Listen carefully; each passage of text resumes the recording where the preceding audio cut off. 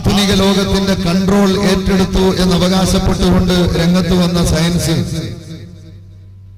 പുതിയ മേച്ചിൽപ്പുറങ്ങളെ അത്യത്ഭുതകരമായി ഈ ലോകത്തിന് സമർപ്പിക്കുമ്പോൾ പൂർണ്ണതയെത്തിയ ശാസ്ത്രീയ വിജ്ഞാനത്തിന്റെ മേഖലകളിൽ വിരാജിക്കുന്ന എ ഗ്രേഡ് സയന്റിസ്റ്റുകൾ മുഴുവൻ പരിശുദ്ധ ഇസ്ലാമിനെയും പ്രവാചകനെയും ആ ദർശനത്തെയും വളരെയധികം പ്രശംസിക്കുമ്പോൾ അല്പജ്ഞാനികളായ ചില ബാക്ക്വേർഡ് സയന്റിസ്റ്റുകൾ മാത്രം സയൻസ് എന്നതൊരു അഹങ്കാരമായി ഉപയോഗിക്കുന്നുവെങ്കിൽ ആധുനിക ലോകത്ത് ഉത്തരം കിട്ടാത്ത മുഴുവൻ ചോദ്യങ്ങൾക്കും ഒരു ദർശനത്തിൽ മറുപടി വീക്ഷിക്കാൻ കഴിയുമെങ്കിൽ അത് മഹാനായ മുഹമ്മദ് റസൂലുള്ളാഹി സ്വല്ലല്ലാഹു അലൈഹി വസല്ലമ തങ്ങളുടെ തിരുദർശനത്തിലാണ് എന്നതിന്റെ സൂചനയും നാം ഇന്നലെ ചർച്ച ചെയ്യുകയുണ്ടായി. ഇന്ന് മൂന്നാമത്തെ മേഖലയിൽ അഥവാ ആശയരംഗത്ത്, ആദർശ രംഗത്ത്, ആത്മീയ രംഗത്ത് ഇന്ന് ലോകത്ത് ഏറ്റവും കൂടുതൽ എഴുന്നു നിൽക്കുന്ന പ്രാസ്ഥാനിക സൗന്ദര്യം മഹാനായ റസൂലുള്ളാഹി സ്വല്ലല്ലാഹു അലൈഹി വസല്ലമ തങ്ങളുടെ ആശയത്തിനാണ് എന്നതിലേക്ക് ഒരു ചൂണ്ടുപലക മാത്രം സമർപ്പിച്ച് ഈ മഹത്തായ വേദിയുടെ സമാപന വേളയിൽ മഹാന്മാരായ സാദാത്തുക്കളുടെ ദുആ കൊണ്ട് ആരംഭിച്ച ഇന്നിന്റെ രാത്രിയിലെ മഹനീയ മജ്ലിസ് മഹാനായ സയ്യിദ് ഉമറുൽ ഫാറൂഖ് അൽ ബുഖാരി കടലുണ്ടി തങ്ങളവരുടെ മഹത്തായ പ്രാർത്ഥനയോടെ, പ്രതീക്ഷാ നിർഭരമായ പ്രാർത്ഥനയോടെ സമാപിക്കാൻ ഒരുങ്ങുകയാണ്. വളരെ ചുരുങ്ങി ഒന്ന് രണ്ട് കാര്യങ്ങൾ സൂചിപ്പിച്ച് സാദാത്തുക്കളുടെ മഹത്തായ ദുആയ്ക്ക് വേളയൊരുക്കാം എന്നാമുഖമായി ഓർമ്മപ്പെടുത്തി തൽവിഷയകമായി ഒന്ന് രണ്ട് കാര്യങ്ങൾ സൂചിപ്പിക്കുകയാണ്. പ്രിയപ്പെട്ട സഹോദരങ്ങളെ, ആശയരംഗത്ത്, ആദർശ രംഗത്ത് ലോകത്തെമ്പാടും പരിശോധിച്ചു നോക്കിയാൽ അജയ്യമായി, അന്യൂനമായി ഈ നൂറ്റാണ്ടിലും നിലകൊള്ളാൻ കഴിയുന്ന ഒരു പ്രസ്ഥാനത്തിന്റെ പരിപൂർണത ഉൾക്കൊള്ളാൻ, ഒരു ദർശനത്തിന്റെ മുഴുവൻ ബ്യൂട്ടിയും ഉൾക്കൊള്ളാൻ ഇസ്ലാമിനും മഹാനായ റസൂലുള്ളാഹി തങ്ങളുടെ ആശയത്തിനുമാണ് കഴിയുന്നത് എന്നത് ഇന്ന് ലോകം മുഴുവൻ ഇസ്ലാമിന്റെ എതിരാളികൾ വരെ ചർച്ച ചെയ്തുകൊണ്ടിരിക്കുകയാണ്. ഈ സമയത്ത് അവിടുന്ന് ഈ ലോകത്തോട് സമർപ്പിച്ച ആശയത്തിന്റെ ഭംഗി നാം മനസ്സിലാക്കേണ്ടതുണ്ട്. വിശേഷിച്ചും കൈരളിയുടെ മണ്ണിൽ മലബാറിന്റെ ചരിത്രവുമായി ചേർന്നുള്ള കോഴിക്കോട് പട്ടണത്തിന്റെ ഓരത്ത് ഒരുമിച്ച് കൂടിയിരിക്കുന്ന നമ്മെ സംബന്ധിച്ചിടത്തോളം ചരിത്രപരമായി പരിശുദ്ധ ഇസ്ലാമിന്റെയും ഇസ്ലാമിന്റെ പ്രവാചകൻ പ്രബോധനം നടത്തിയ ആശയത്തിന്റെയും അസ്ഥിവാരത്തെയും തനിമയും സംബന്ധിച്ച് വ്യക്തമായ തെളിവുകൾ ലഭിച്ചൊരു വിഭാഗം എന്ന നിലയിൽ നമുക്ക് അഭിമാനിക്കാൻ വക നൽകുന്നു. എന്താണ് ഞാൻ സൂചിപ്പിച്ചത്? നമുക്കറിയാം, അള്ളാഹുവിന്റെ പരിശുദ്ധ ദീനാകുന്ന ഇസ്ലാം ലോകത്ത് അതിന്റെ ആശയത്തെ പ്രതിരോധിക്കാൻ കഴിയുന്ന ഒരാശയവും ഒരാളും ഒരർത്ഥവും ഒരു തത്വവും ഇല്ല എന്ന് ലോകം തെളിയിച്ചുകൊണ്ടിരിക്കുകയാണ്. ഒന്നുകൂടി വ്യക്തമായി പറഞ്ഞാൽ, ഇന്ന് രൂഢമൂലമായ നിതാന്ത ശത്രുതയ്ക്ക് സാമ്രാജ്യത്വ ശക്തികളും ഇസ്ലാമിക വിരുദ്ധ ശാക്തിക ചേരിയും ഒരുമിച്ചൊന്നായി പ്രവർത്തിക്കാൻ ഇറങ്ങുന്നതിന്റെ കാരണമെന്തെന്ന് അന്വേഷിച്ചാൽ നമുക്ക് വ്യക്തമായി അറിയാം, ആ പ്രസ്ഥാനങ്ങളുടെയൊക്കെ അല്ലെങ്കിൽ അവരവർ ഉൾക്കൊള്ളുന്ന ആശയത്തിന്റെ നിലവാരത്തിനും നിലനിൽപ്പിനും വേണ്ടി അത്യധ്വാനവും അതിക്രൂരവും നീചവുമായ ശൈലികൾ വരെ ആവിഷ്കരിച്ചിട്ട് പോലും മിഷനറി വർക്കിന് കോടികളുടെ ആസ്തിയും എല്ലാവിധ ആധുനിക സംവിധാനവും ഉണ്ടായിട്ട് പോലും പ്രസ്ഥാനത്തിന്റെ അസ്ഥിവാരത്തെ ചോദ്യം ചെയ്യാൻ മയക്കിക്കിടത്തിയിരുന്ന കൂടാരത്തിൽ നിന്ന് ഇടയ്ക്കിടയ്ക്ക് ഉണർന്നെഴുന്നേൽക്കുന്ന പാതിരിമാരടക്കം തയ്യാറായി രംഗത്ത് വരുന്നു എന്നതാണ് ഒരു വേള ഉറക്കം കെടുത്തുന്ന സത്യമായി ഇന്ന് ലോകത്ത് നിലനിൽക്കുന്നത്. ലോകത്തെല്ലാ വിഭാഗവും ഒരുമിച്ച് ചേർന്നുകൊണ്ട് ആശയപരമായി അള്ളാഹുവിന്റെ മതത്തെ നേരിടാൻ തയ്യാറായപ്പോഴും ആദർശത്തെ ആദർശം കൊണ്ട് നേരിടുക എന്ന മാന്യമായ ഇസ്ലാമിന്റെ പ്രയോഗത്തിൽ പ്രതിഭാഗം മുഴുവൻ വളരെയധികം ക്ഷയിച്ചു പോയതായി നമുക്ക് ചരിത്രത്തിൽ നിന്ന് മനസ്സിലാക്കാം. നിങ്ങൾക്കറിയുമല്ലോ, ഒരു കാലത്ത് മൗലാന മുഹമ്മദ് അലി 2 റക്അത്ത് നിസ്കരിക്കാൻ ഒരു മുസല്ല വിരിക്കാനുള്ള പ്ലേസ് എവിടെ എന്ന് ചോദിച്ച് ജോർജ് 5 മുന്നിൽ അസ്വസ്ഥമായ ഒരു അന്തരീക്ഷമായിരുന്നു ലണ്ടനിൽ ഉണ്ടായിരുന്നതെങ്കിൽ ഇന്ന് ബ്രിട്ടന്റെ ചരിത്രം മാറിയിരിക്കുകയാണ്. 540 ചില്ലാനം പള്ളികൾ ഇന്നവിടെ തല ഉയർത്തി നിൽക്കുകയാണ്.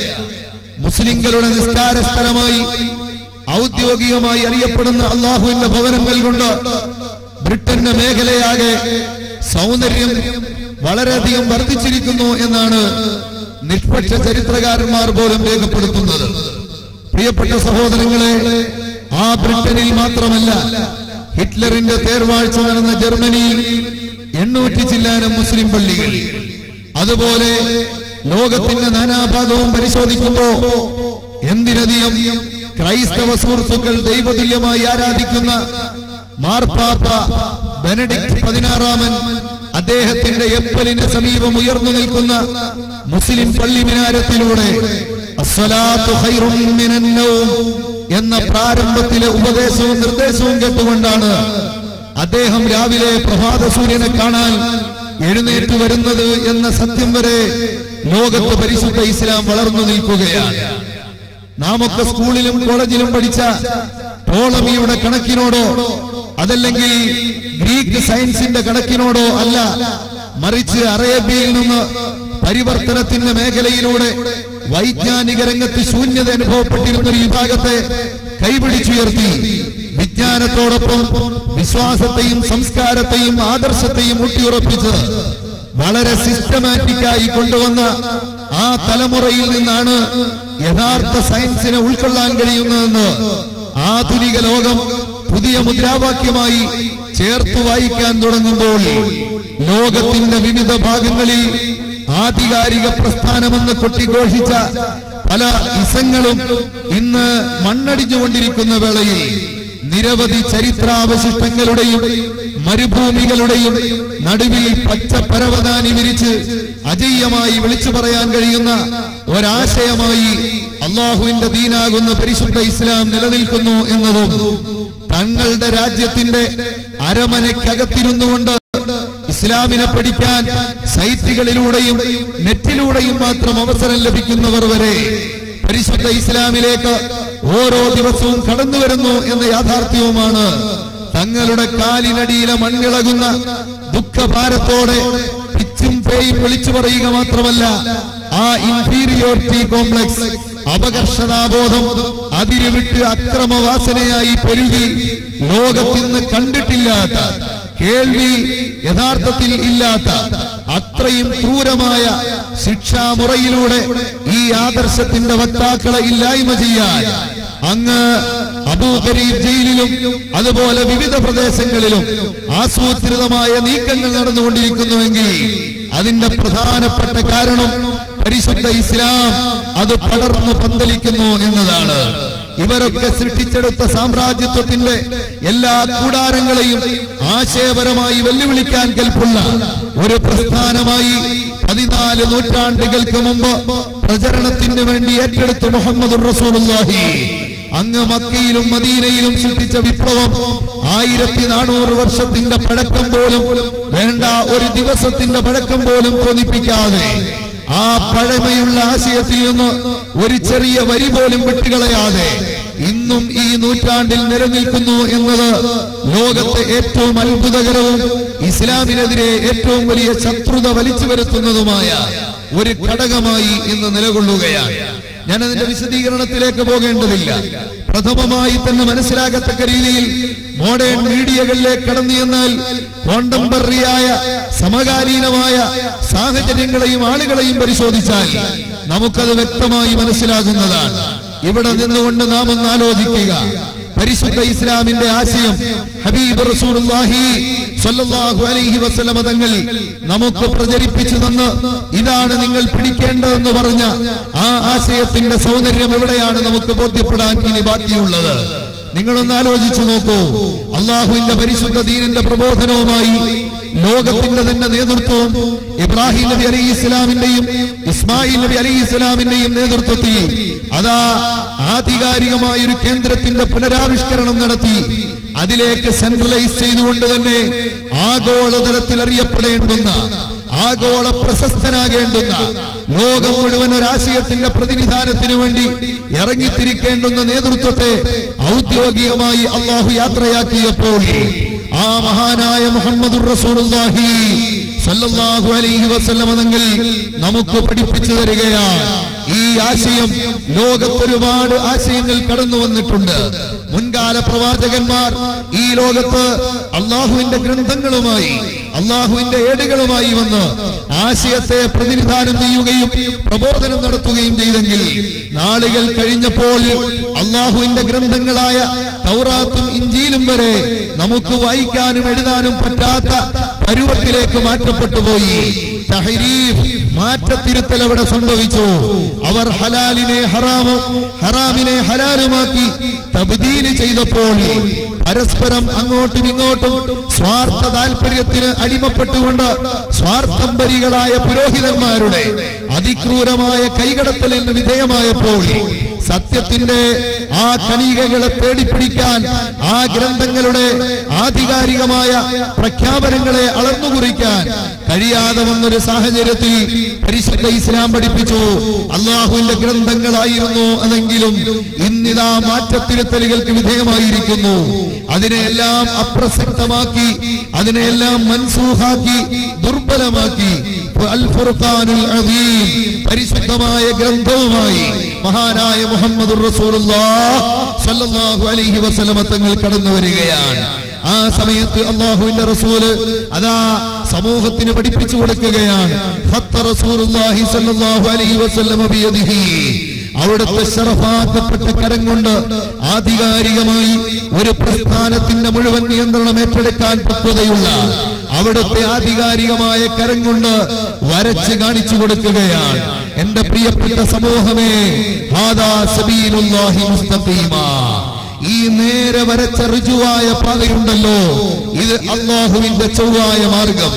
ഇതാ വഖത്ത അൻ യമീനിഹി വശിമാലിഹി, വലതുഭാഗത്തും ഇടതുഭാഗത്തും കുറെ ലൈനുകൾ വരയ്ക്കുകയാണ്.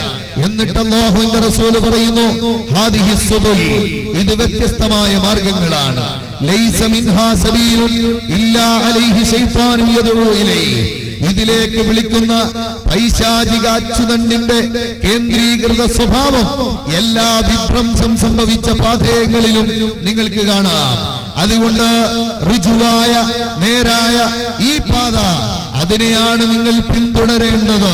ഈ പറയുന്നത് എന്റെ ദർശനത്തിന് ആധികാരികവും ഔദ്യോഗികവുമായ സ്വഭാവമില്ലാതെയല്ല.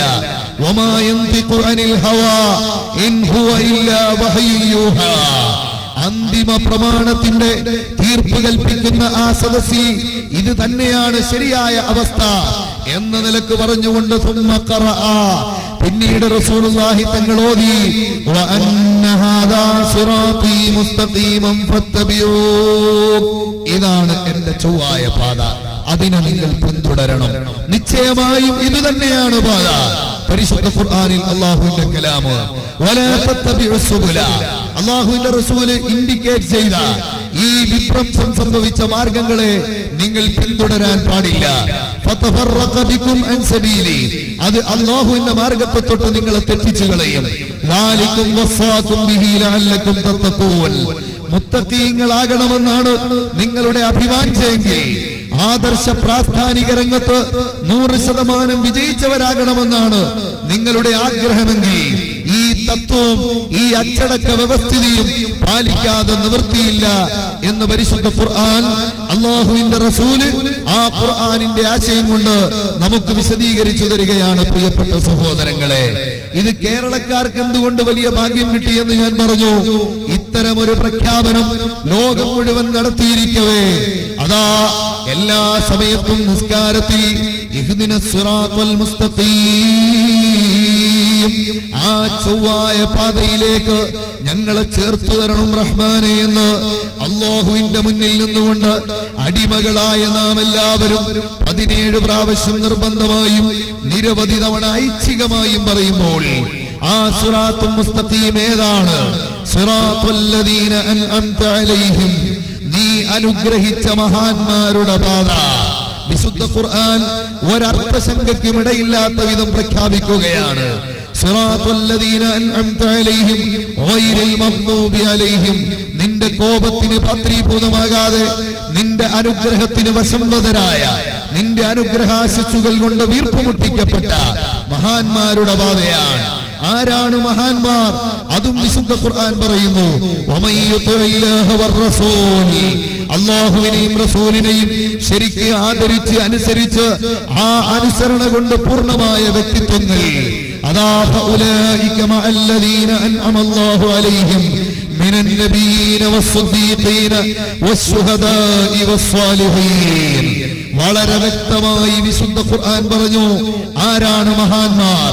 അവര് പ്രവാചകന്മാരാണ്, അവര് സിദ്ദീഖീങ്ങളാണ്, അവർ അല്ലാഹുവിന്റെ മാർഗത്തിൽ രക്തസാക്ഷികളായ മഹാന്മാരാണ്, സച്ചരിതരായ ആ പൂർവീകരുടെ പാതയാണ് സിറാത്തുൽ ലദീന അൻഅംത അലൈഹിം, അനുഗ്രഹിക്കപ്പെട്ടവരുടെ പാത എന്ന് വിശുദ്ധ ഖുർആൻ വിശദീകരിച്ചതെന്ന് അല്ലാഹു തന്നെ വിശുദ്ധ ഖുർആനിൽ വ്യക്തമാക്കി. ഇത് മുഴുവൻ നമ്മുടെ മുന്നിലേക്ക് എത്തിച്ചു തന്നതിന് ശേഷം നിങ്ങൾ ആലോചിക്കൂ, മദീന മുനവ്വറയിൽ പരിശുദ്ധമായ ആശയത്തിന്റെ കേന്ദ്ര സെക്രട്ടേറിയറ്റ് എന്ന നിലക്ക്, അല്ലെങ്കിൽ കേന്ദ്ര വിതരണ സ്ഥാനം എന്ന നിലക്ക് അള്ളാഹുവിന്റെ പരിശുദ്ധരായ മഹാന്മാരായ സ്വഹാബത്ത് അവരുടെ മുന്നിൽ വെച്ചുകൊണ്ട് ലോകം മുഴുവൻ അറിയാൻ റസൂലുള്ളാഹി സ്വല്ലല്ലാഹു അലൈഹി വസല്ലം തങ്ങൾ പഠിപ്പിച്ചു കൊടുത്തു. അൽ ഈമാനു യമാനി, ഈമാൻ യമാനിയാണ്. ഈമാനിന്റെ ചെറിപ്പകർപ്പ് നിങ്ങൾക്ക് ഒപ്പിയെടുക്കാൻ മക്കയും മദീനയും വേണ്ട എന്നല്ല, ഏതെങ്കിലും ഇടവഴിയിലൂടെ മദീനയിലും മക്കയിലും നടന്നു പോകുമ്പോ മുൻഗാമികളായിരുന്ന ഖുറൈശി തറവാട്ടിലെ വഴിപിഴച്ച ആളുകൾ അന്ന് നടത്തിയ അദബുകേടിന്റെ പര്യാവസാനമെന്ന നിലക്ക്, പരിണിത ഫലമെന്ന നിലക്ക് അനുഭവിക്കുന്ന തലമുറയുടെ ആ പ്രത്യേകമായ പ്രകടനങ്ങൾ നിങ്ങൾക്ക് കണ്ടെന്നു വന്നേക്കാം. അവിടെ നിങ്ങൾ ഇസ്ലാമിന്റെ തനിമയറിയാൻ വിഷമിച്ചു നിൽക്കുന്നൊരു സാഹചര്യം ഉണ്ടാകരുത്. തനിമയ്ക്ക് ഇത്ര പ്രാധാന്യം തരാനുള്ള കാരണമെന്ത്? ഒരുപാട് ആശയം ഈ നല്ല ആശയത്തിന്റെ പേര് പറഞ്ഞ് വിറ്റഴിക്കാൻ ലോകത്തുണ്ടാകും. പക്ഷേ 73 പ്രധാന സെക്ഷനായി വേർതിരിയുന്ന ആശയ വൈകല്യത്തിന്റെ ഭൂമിയിൽ ജനങ്ങളെ വഞ്ചിക്കാമെന്ന് കരുതി ഇസ്ലാം എന്ന മഹാപ്രസ്ഥാനത്തിന്റെ തനിമ ഇതിലുണ്ടെന്ന് തെറ്റിദ്ധരിപ്പിക്കാൻ ഇറങ്ങി വരുന്നവരെ ഈയാക്കും ഈയാഹും വളരെ വ്യക്തമായി അല്ലാഹുവിന്റെ റസൂൽ പഠിപ്പിച്ചു. അവരുടെ വലയിൽ നിങ്ങൾ വീണുപോകാൻ പാടില്ല. കുല്ലുഹും ഫിന്നാർ ഇല്ലാ വാഹിദ, എല്ലാം നരകത്തിലാണ്, ഒറ്റ ബാച്ചൊഴികെ. ആ നേരായ പാത നിങ്ങൾക്ക് പഠിക്കാനുള്ള മാർഗം കേൾക്കണോ? അതാരാണെന്നറിയണോ? ഹും അഹ്ലുസുന്നത്തി വൽ ജമാഅ. ഈ അഹ്ലുസുന്നത്തി വൽ ജമാഅത്ത് മാത്രമാണ് ഞാൻ പ്രചരിപ്പിച്ച ദർശനം, ഞാൻ പ്രബോധനം നടത്തിയ ആശയം. ഈ ആശയത്തിന്റെ തനിമ കിട്ടാൻ അൽ ഈമാനു യമാനി, ഈമാൻ യമാനിയാൻ. യമനിലേക്ക് നിങ്ങൾ എത്തുക. യമനിന്റെ പാരമ്പര്യ വിശ്വാസത്തിൽ അധിഷ്ഠിതമായ ഒരു നല്ല വിഭാഗത്തെ ഇസ്ലാമിന്റെ തനിമയുടെ ആ പ്രയോഗവൽക്കരണത്തിൽ വിജയിച്ചവരായി നിങ്ങൾക്ക് കാണാം. എന്തുകൊണ്ട് മക്ക, എന്തുകൊണ്ട് മദീന അല്ലാഹുവിന്റെ റസൂൽ പറഞ്ഞില്ലെന്ന് കേൾക്കണോ? മക്കയിലും മദീനയിലും ആശയത്തിന്റെ പരിപൂർത്തീകരണം വന്നപ്പോ ആ ആദർശത്തെ അംഗീകരിക്കാൻ അഹങ്കാരം കൊണ്ട് വിസമ്മതിച്ചൊരു വിഭാഗം, ഇന്നക ലമജ്നൂൻ, നിശ്ചയമായും നീ ഭ്രാന്തനാണ് മുഹമ്മദ് എന്ന് മുഹമ്മദുർ റസൂലുള്ളാഹി തങ്ങളുടെ മുഖത്ത് നോക്കി വിളിച്ചു പറഞ്ഞിട്ടുണ്ട്. അതിന്റെ പിൻഗാമികൾ ഇന്നും ജുനൂൻ ഫുനൂനായി അവിടെ നിലകൊള്ളുന്ന കാലഘട്ടമാണ്. അവരിൽ ആരെങ്കിലും നിങ്ങൾ സമീപിക്കുമ്പോ പഴയ ഭ്രാന്ത് അവരെടുത്തുദ്ധരിച്ചാൽ ഇസ്ലാമിനെ കുറിച്ചുള്ള നിങ്ങളുടെ വില നഷ്ടപ്പെടാനോ ആധികാരിക പ്രസ്ഥാനത്തെ അന്വേഷിക്കുന്ന തൃഷ്ണയ്ക്ക് ഒരു ചെറിയ വിലങ്ങുതടിയാകാനോ സാധ്യത വരുന്നത് കൊണ്ട് നിങ്ങൾ അവിടെയല്ല. അൽ ഈമാനു യമാനി. ഇതിനൊന്ന് രണ്ട് എക്സാമ്പിൾ നിങ്ങളോട് പറഞ്ഞു തരാം. തായിഫ് എന്ന് പറയുന്ന ഒരു സ്ഥലം മക്കയും മദീനയും ഉൾക്കൊള്ളുന്ന സൗദി അറേബ്യയിലുണ്ട്. തായിഫിന്റെ ചെരുവിലേക്ക് അഷ്റഫുൽ ഖൽഖ് സല്ലല്ലാഹു അലൈഹി വസല്ലം തങ്ങൾ തങ്ങളുടെ ബന്ധുക്കളുള്ള പ്രദേശമെന്ന നിലക്ക് പ്രതീക്ഷയോടെ കടന്നു ചെല്ലുമ്പോ ആ ബന്ധുക്കളുടെ കയ്യിൽ ഒരു കല്ലെടുത്തെറിയാൻ മാത്രം അതാ ഗോത്രമഹിമയും വംശത്തിന്റെ പാരമ്പര്യവുമുള്ള ഹാഷിം വംശത്തിലെ ഖുറൈശി ഗോത്രത്തിലെ മുഹമ്മദ് നബിയെ എറിയാൻ, അന്നൊരു കല്ലെടുക്കാൻ ആ ഗോത്രത്തെ എറിയാനുള്ള യോഗ്യതയില്ല, ഒരിക്കലും എറിഞ്ഞുകൂടാ എന്ന് അന്ധകാര യുഗത്തിലും വളരെ വ്യക്തമായ ബോധമുള്ള ഒരു വിഭാഗം ആളുകൾ ഞങ്ങൾ എറിഞ്ഞില്ലെങ്കിലും ഇയാൾ പറയുന്ന ആശയത്തെ എറിഞ്ഞേ പറ്റൂ, അതിന് അങ്ങാടി പിള്ളേരെ സബ്സ്റ്റിറ്റ്യൂട്ടായി നിശ്ചയിച്ചു. പകരം നിശ്ചയിച്ച അങ്ങാടി പിള്ളർ അതാ വലിച്ചെറിഞ്ഞ കല്ലിന്റെ പ്രഹരമേറ്റ് അല്ലാഹുവിന്റെ റസൂൽ വേദനിക്കുമ്പോൾ അങ്ങാടി പിള്ളരുടെ കല്ലേറുകൊണ്ട് ഓടിക്കപ്പെട്ട ഒരു പ്രസ്ഥാനവും നായകനും എന്ന നിലക്ക് ആക്ഷേപിച്ച തായിഫിന്റെ ചെരുവിലേക്ക് നാം ഇന്ന് ചെന്നാൽ, പ്രിയപ്പെട്ട സഹോദരങ്ങളെ, വൈറ്റ് ഷർട്ട് ഇട്ടുകൊണ്ട് നല്ല ഡ്രസ് ഇട്ടുകൊണ്ട് ചെല്ലാൻ പറ്റുന്ന സ്ഥലമാണ് തായിഫ്. കാരണം സുഖവാസ കേന്ദ്രമാണ് തായിഫ്, നല്ല കാലാവസ്ഥയാണ്, സൗദിയിലെ പച്ചപ്പരവതാനി വിരിച്ച പ്രദേശമാണ്. എന്നാൽ ആ തായിഫിൽ ചെന്നിറങ്ങുന്ന ഉടനെ ചീഞ്ഞ മുട്ടയോ അഴുകിയ തക്കാളിയോ നമ്മെ വെൽക്കം ചെയ്യുന്നതായി കാണാം. കാരണമെന്തോ ആ എറിയുടെ പാരമ്പര്യം ഇന്നും ആ ദേശത്തെ ആളുകൾ റസൂലുള്ളാഹി തങ്ങളോട് കാണിച്ച അദബ്. മുഹമ്മദുർ റസൂലുള്ളാഹി സാദാത്തുക്കൾ നിറഞ്ഞിരിക്കുന്ന ഈ മജ്‌ലിസിനെ നോക്കി ഉറക്ക മുദ്രാവാക്യം വിളിക്കാൻ നമുക്ക് കഴിഞ്ഞാൽ അതാണ് മഹാനായ മുഹമ്മദ് റസൂലുള്ളാഹിയുടെ ദർശനം നമ്മുടെ ജീവിതത്തിൽ പകർത്താനുള്ള പ്രാഥമിക പടി. അതുകൊണ്ട് ഉറക്കെ ഇന്നത്തെ അന്തരീക്ഷം, ഇന്ന് ഞാൻ തൃശ്ശൂർ പകലൊരു ഹജ്ജ് ക്ലാസ് എടുക്കാൻ വേണ്ടി പോയിരുന്നു. അവിടുന്ന് ഇങ്ങോട്ട് വരുമ്പോ ഏകദേശം കോഴിക്കോടിന്റെ പരിധി എത്തുന്നത് വരെ അതിശക്തമായ മഴയാണ്. ഇന്ന് നമ്മുടെ വേദി യഥാർത്ഥത്തിൽ ഉണ്ടാകുമോ എന്ന് പോലും സംശയിച്ചിരുന്നു. അല്ലാഹു തആല ഇത്രയും വലിയ സൗകര്യം റസൂലുള്ളാഹി തങ്ങളുടെ ദർശനം പരിചയപ്പെടുത്തുന്ന ഈ വേദിയിൽ അവിടുത്തെ പരിശുദ്ധമായ കുടുംബാംഗങ്ങളുടെ നേതൃത്വത്തിൽ സംഘടിപ്പിക്കപ്പെടുന്ന ഈ മജ്‌ലിസിൽ നമുക്ക് തന്നില്ലേ? അതുകൊണ്ട് ഉറക്കെ വിളിക്കാം ആ സന്തോഷത്തിൽ മുഹമ്മദുർ റസൂലുള്ളാഹി, മുഹമ്മദുർ റസൂലുള്ളാഹി സല്ലല്ലാഹു അലൈഹി വസല്ലമ തങ്ങളോട് അദബ് കേട് കാണിച്ചൊരു വിഭാഗം ആ പാരമ്പര്യം നിലനിർത്തി ഇന്നും കല്ലെടുത്തെറിയുകയാണ്. പ്രിയപ്പെട്ട സഹോദരങ്ങളെ, ഇതുപോലെ എത്രയോ സംഭവങ്ങൾ.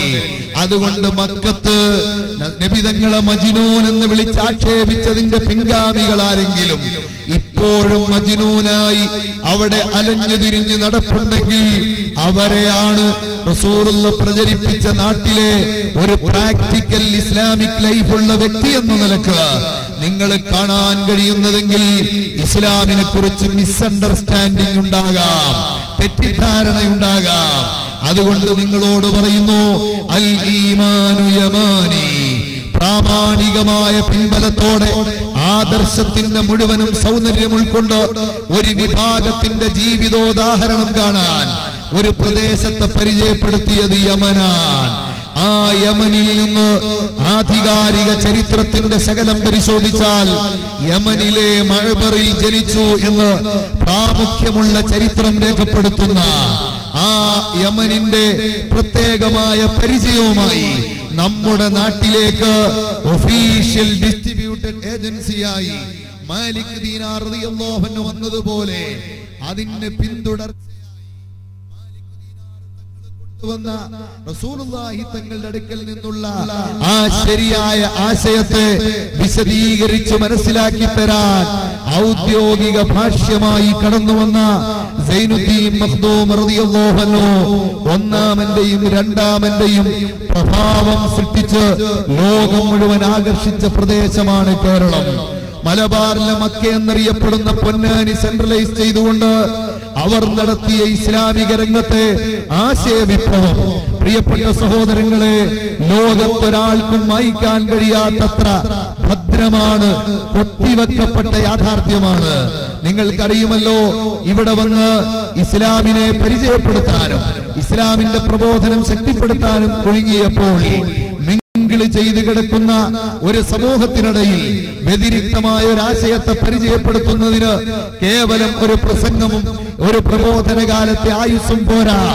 അതുകൊണ്ട് നിതാന്തമായി ഇതിവിടെ നിലനിൽക്കണമെന്ന ആഗ്രഹത്തോടെ ഗ്രന്ഥരചനകൾ നടത്തുകയാണ്. ആ രചനകളൊക്കെ നടത്തി ഈ സമൂഹത്തിന് കൈമാറുന്നു. എങ്ങനെ? ആവശ്യമായ മുഴുവൻ വിജ്ഞാനവും കരഗതമാക്കിയിട്ട് സൈനുദ്ദീൻ മഖ്ദൂം റളിയല്ലാഹു അൻഹു ഇവിടുന്ന് വീണ്ടും പഠിക്കാൻ ഈജിപ്തിലേക്ക് പോയി. ഈജിപ്ത് അന്നും ഇന്നും ഇൽമിന്റെ നാടായി അറിയപ്പെടുന്ന പ്രദേശമാണ്. നമ്മുടെ ഇമാമുമാരൊക്കെ വളരെ വ്യക്തമായും അവരുടെ സ്വാധീനം കൊണ്ട് ദീനീ പ്രചരണം ശക്തമാക്കിയ പ്രദേശമാണ്. ആ ഈജിപ്തിൽ പോയി ഇൽമു പഠിച്ച് മക്ക മദീന വഴി അവിടുന്ന് കിട്ടാനുള്ള വിജ്ഞാനത്തിന്റെ സോഴ്സുകളും ഉപയോഗിച്ച് നേരെ അവരുടെ പ്രദേശത്തേക്ക് പോകാതെ കായൽ പട്ടണം കീഴേക്കര വഴി പൊന്നാനിയിലേക്ക് തന്നെ എത്തുകയാണ്. നടന്നു വന്ന പ്രദേശങ്ങളൊക്കെ സ്വർഗമാക്കി മാറ്റിയതുപോലെ ആശയരംഗത്തിന്നും എടുത്തു പറയത്തക്ക പ്രദേശങ്ങളായി പൊന്നാനിയും കായൽപട്ടണവും കീഴേക്കരയുമൊക്കെ ഇന്നും നിലനിൽക്കുന്നുവെങ്കിൽ അതിന്റെ യഥാർത്ഥ പതിപ്പ് ആത്മാർത്ഥതയുള്ള ആ പ്രബോധന നേതൃത്വത്തിന്റെ ചുവടടികളായിരുന്നു. അവരങ്ങനെ കടന്നു വന്നിട്ട് ഇതാ പൊന്നാനിയിലെ ജനങ്ങളോട് പറഞ്ഞു, നമുക്കിവിടെ ദർസ് തുടങ്ങണം. ഇസ്ലാമിക പാരമ്പര്യം അവിടെ നിലനിൽക്കാൻ ആധികാരികമായി 1, 2, 3, 4 പതിറ്റാണ്ടുകൾ പഠനം നടത്തി തീർപ്പ് കൽപ്പിക്കാൻ കഴിയുന്ന ഉലമാ ഈ നാടിന് അനിവാര്യമാണ്. ലോകത്തെങ്ങുമില്ലാത്ത ഒരു വലിയ ഭാഗ്യമായിരുന്നു സൈനുദ്ദീൻ മഖ്ദൂം എന്ന ദീർഘദൃഷ്ടിയുള്ള ചിന്തകനും ആലിമുമായ ആ മഹാനായ പ്രബോധകന്റെ ശൈലിയിലൂടെ കേരളത്തിന് ലഭിച്ചത്. പ്രിയപ്പെട്ട സഹോദരങ്ങളെ, ആധികാരിക പണ്ഡിത സമൂഹം അനിവാര്യമാണെന്ന് തീർപ്പ് കൽപ്പിച്ചുകൊണ്ട് അവിടെ പഠനം നടത്തിയപ്പോൾ അതാ പൊന്നാനിയിലെ ജുമഅത്ത് പള്ളിക്കകത്ത് ഒരു ദർസ് സ്വപ്നം കണ്ടവർ യാഥാർത്ഥ്യമാക്കുന്നതിന് ആ കടലിന്റെ ആഴിയിലേക്ക് തിരമാലകളുടെ ഇടയിലേക്ക് ജീവൻ പണയം വെച്ചിറങ്ങിപ്പോകുന്ന മത്സ്യത്തൊഴിലാളികളടക്കമുള്ള ഉപജീവനോപാധിക്ക് കഷ്ടപ്പെടുന്ന സാധാരണക്കാരനെ ഒരുമിച്ച് കൂട്ടിയിട്ട് പറഞ്ഞു, നമുക്കിവിടെ ആധികാരികമായി ഇസ്ലാം ആശയം റസൂലുള്ളാഹിന്റെ ദർശനം അതിവിടെ പഠിപ്പിക്കണം. അതിനുവേണ്ടി അതിന് ഉപയോഗപ്രദമായ ഒരു കേന്ദ്രീകൃത സ്വഭാവത്തിലുള്ള ഒരു വിജ്ഞാന കേന്ദ്രം ഇവിടെ വേണം. അങ്ങനെയാണ് പൊന്നാനി പള്ളിയിലെ ദർസ് പോരാ, വിളക്കത്തിരിക്കുന്ന ആലിമുകളെ സംഭാവന ചെയ്യുന്ന വൈജ്ഞാനിക കേന്ദ്രം തുറന്നത്. അവിടെ വിളക്കത്തിരുന്ന പണ്ഡിതന്മാർ ഇന്ന് സഖാഫി, ഫൈസി, ദാരിമി, അതുപോലെ ബാഖവി ഇങ്ങനെ തുടങ്ങി നിരവധി ബിരുദങ്ങളുമായി അഹ്ലുസുന്നത്തി വൽ ജമാഅത്തിന്റെ ഉലമാക്കൾ മഹാനായ താജുൽ ഉലമയുടെയും ശൈഖുനാ എപി ഉസ്താദിന്റെയും ഈ വേദി ധന്യമാക്കി നമ്മോടൊപ്പം ഇരുന്നു വരുന്ന കാരണവരായ സാദാത്തുക്കളുടെയും പിന്നിൽ അണിനിരക്കുമ്പോൾ ഇത്തരം ബിരുദങ്ങളൊന്നും അന്ന് ലഭ്യമാകാതിരുന്ന സമയത്ത്, അതല്ലെങ്കിൽ അത്തരം ആചാര ചിട്ടകൾ പുതിയ സംവിധാനത്തിലൂടെ അങ്ങനെ ഒരു പേര് പറയാതിരുന്ന സമയത്ത് ബിരുദധാരിയായ പണ്ഡിതൻ, അതല്ലെങ്കിൽ യോഗ്യതയെത്തിയ പണ്ഡിതർ എന്ന നിലക്ക് അന്ന് കണ്ടിരുന്നത് ഈ ബിരുദങ്ങളുടെ എല്ലാം അസ്തിത്വത്തെക്കാളും സൗന്ദര്യമുള്ള വിളക്കത്തിരുന്ന ആലിം എന്ന പ്രയോഗത്തിലായിരുന്നു.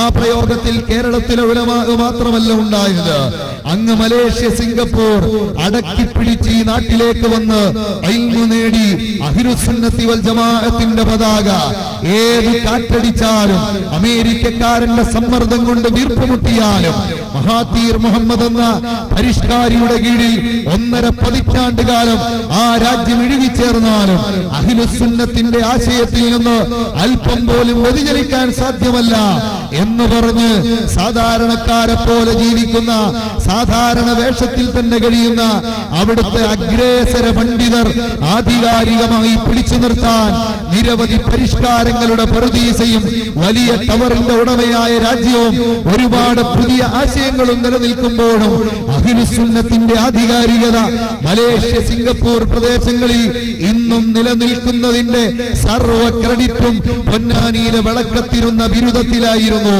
യാതൊരു സംശയവും വേണ്ട സഹോദരങ്ങളെ. മാത്രമല്ല, അറബി രാജ്യങ്ങളിലൊന്ന് സാമ്പത്തിക പുരോഗതി ഇല്ലാത്തതുകൊണ്ട് അവിടുന്ന് ആളുകൾക്ക് വന്ന് പഠിക്കാൻ കഴിഞ്ഞില്ല. എന്നാലും ഒറ്റപ്പെട്ട ചിലർ വന്നിരുന്നു എന്ന് ചരിത്രത്തിന്റെ രേഖകളുടെ സൈഡിൽ കാണുന്നു.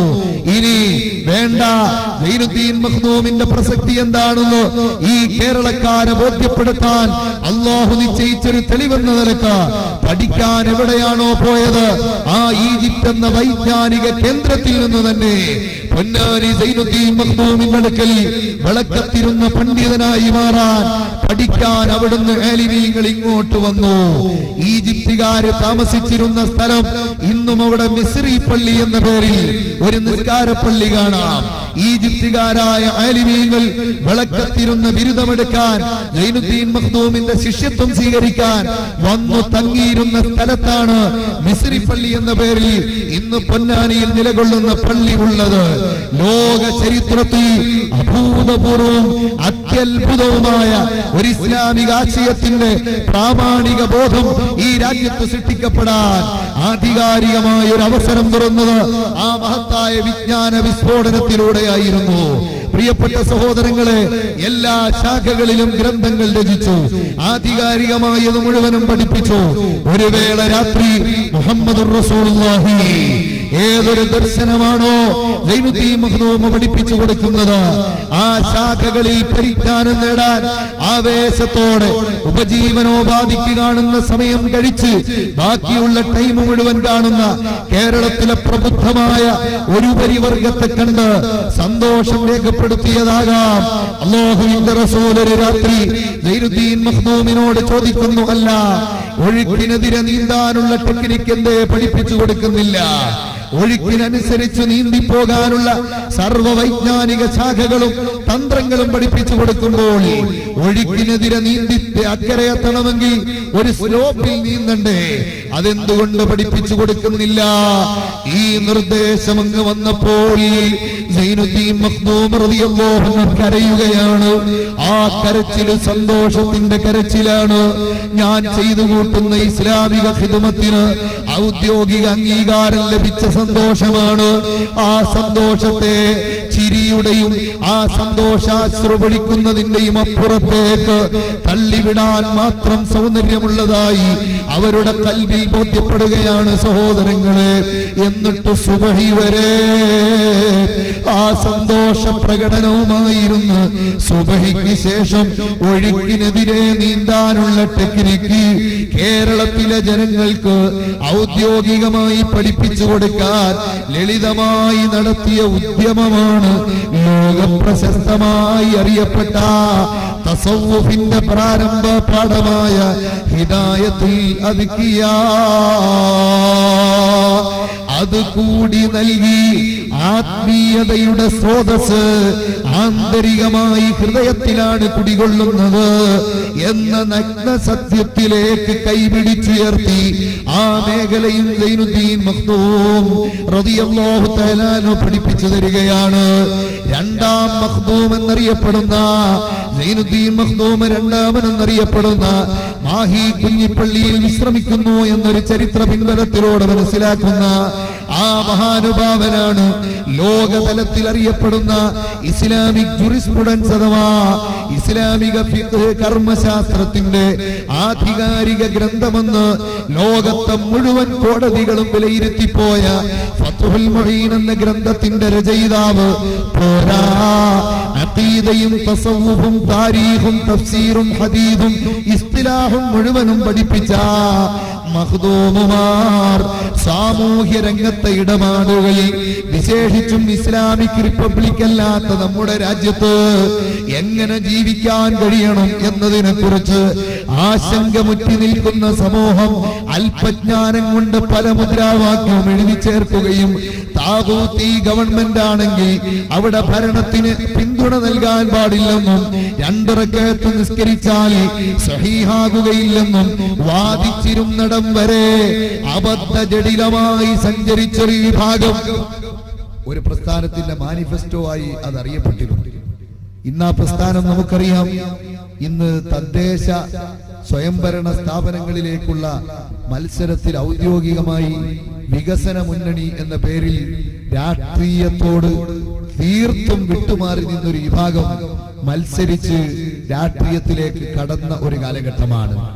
ഏത് ബലൂണും ഇവിടം വരെ വീർക്കൂ എന്നതിന് വ്യക്തമായ തെളിവാണ് ഇന്ത്യൻ ജമാഅത്തെ ഇസ്ലാമി എന്ന പേരിൽ അറിയപ്പെടുന്ന ആ പ്രസ്ഥാനത്തിന് വന്നുപെട്ട ആപത്ത് അല്ലെങ്കിൽ പതനം. ഞാൻ ആ ഭാഗത്തേക്ക് ഇപ്പോൾ കടന്നു പോകുന്നില്ല. അപ്പോൾ അങ്ങനെ വരെയുള്ള തെറ്റിദ്ധാരണകൾ പരന്നിരുന്ന കാലഘട്ടത്തിൽ തുഹ്ഫത്തുൽ മുജാഹിദീൻ പോലെയുള്ള ആധികാരിക രചനയിലൂടെ സൈനുദ്ദീൻ മഖ്ദൂം റളിയല്ലാഹു അൻഹുമാ അവർ വ്യക്തമായി പഠിപ്പിച്ചു, ഇതാ ഈ സമൂഹത്തിൽ എങ്ങനെ ജീവിക്കണം, നമ്മുടെ തൊട്ടടുത്ത അയൽവാസിയോട് എങ്ങനെ പെരുമാറണം, ഇതര മതസ്ഥരോടെങ്ങനെ പെരുമാറണം, ഇതരാശയത്തിന്റെ വക്താക്കളെ എങ്ങനെ പ്രബോധനം നടത്തണം. ആയുധത്തിന്റെ ആ ഭീഷണി കൊണ്ടല്ല, അതല്ലെങ്കിൽ ആ പ്രത്യേകമായ കൈക്കരുത്തുകൊണ്ടല്ല, മറിച്ച് ഹൃദയങ്ങളെ കീഴടക്കി അങ്ങ് ജബൽ ഖുബൈസിൽ നിന്ന് വിളിച്ചു പറയുമ്പോ ആദർശ പ്രസ്ഥാനത്തിന്റെ ശബ്ദത്തെ അംഗീകരിക്കാൻ തയ്യാറാകാതെ കടന്നു വന്നൊരു ഈ ഭാഗത്തോട് ക്ഷമയുടെ സഹനത്തിന്റെ അങ്ങേ പടിവരെ കാണാൻ കാത്തുനിന്ന അന്ത്യപ്രവാചകരായ മുഹമ്മദുർ റസൂലുള്ളാഹി സ്വല്ലല്ലാഹു അലൈഹി വസല്ലമ തങ്ങളുടെ പാഥേയത്തെ തലനാരിഴകീറി വിവരിച്ച് അതിലൂടെ മാത്രമേ സാമൂഹ്യ ജീവിയായ മുസ്ലിം ഇന്ത്യ രാജ്യത്ത് കഴിഞ്ഞുകൂടാവൂ എന്നത് ആധികാരികമായി യമനിൽ നിന്ന് കിട്ടിയ ഈമാൻ തന്നെ ഇതാണ് പഠിപ്പിക്കുന്നതെന്ന് ഈ ലോകത്ത് വന്ന് പഠിപ്പിച്ചു തന്നെങ്കിൽ ഈ ഭാഗ്യം ഏതു പ്രദേശത്തുള്ളവർക്കാ കിട്ടിയത്? നിങ്ങളൊന്ന് ആലോചിച്ചു നോക്ക.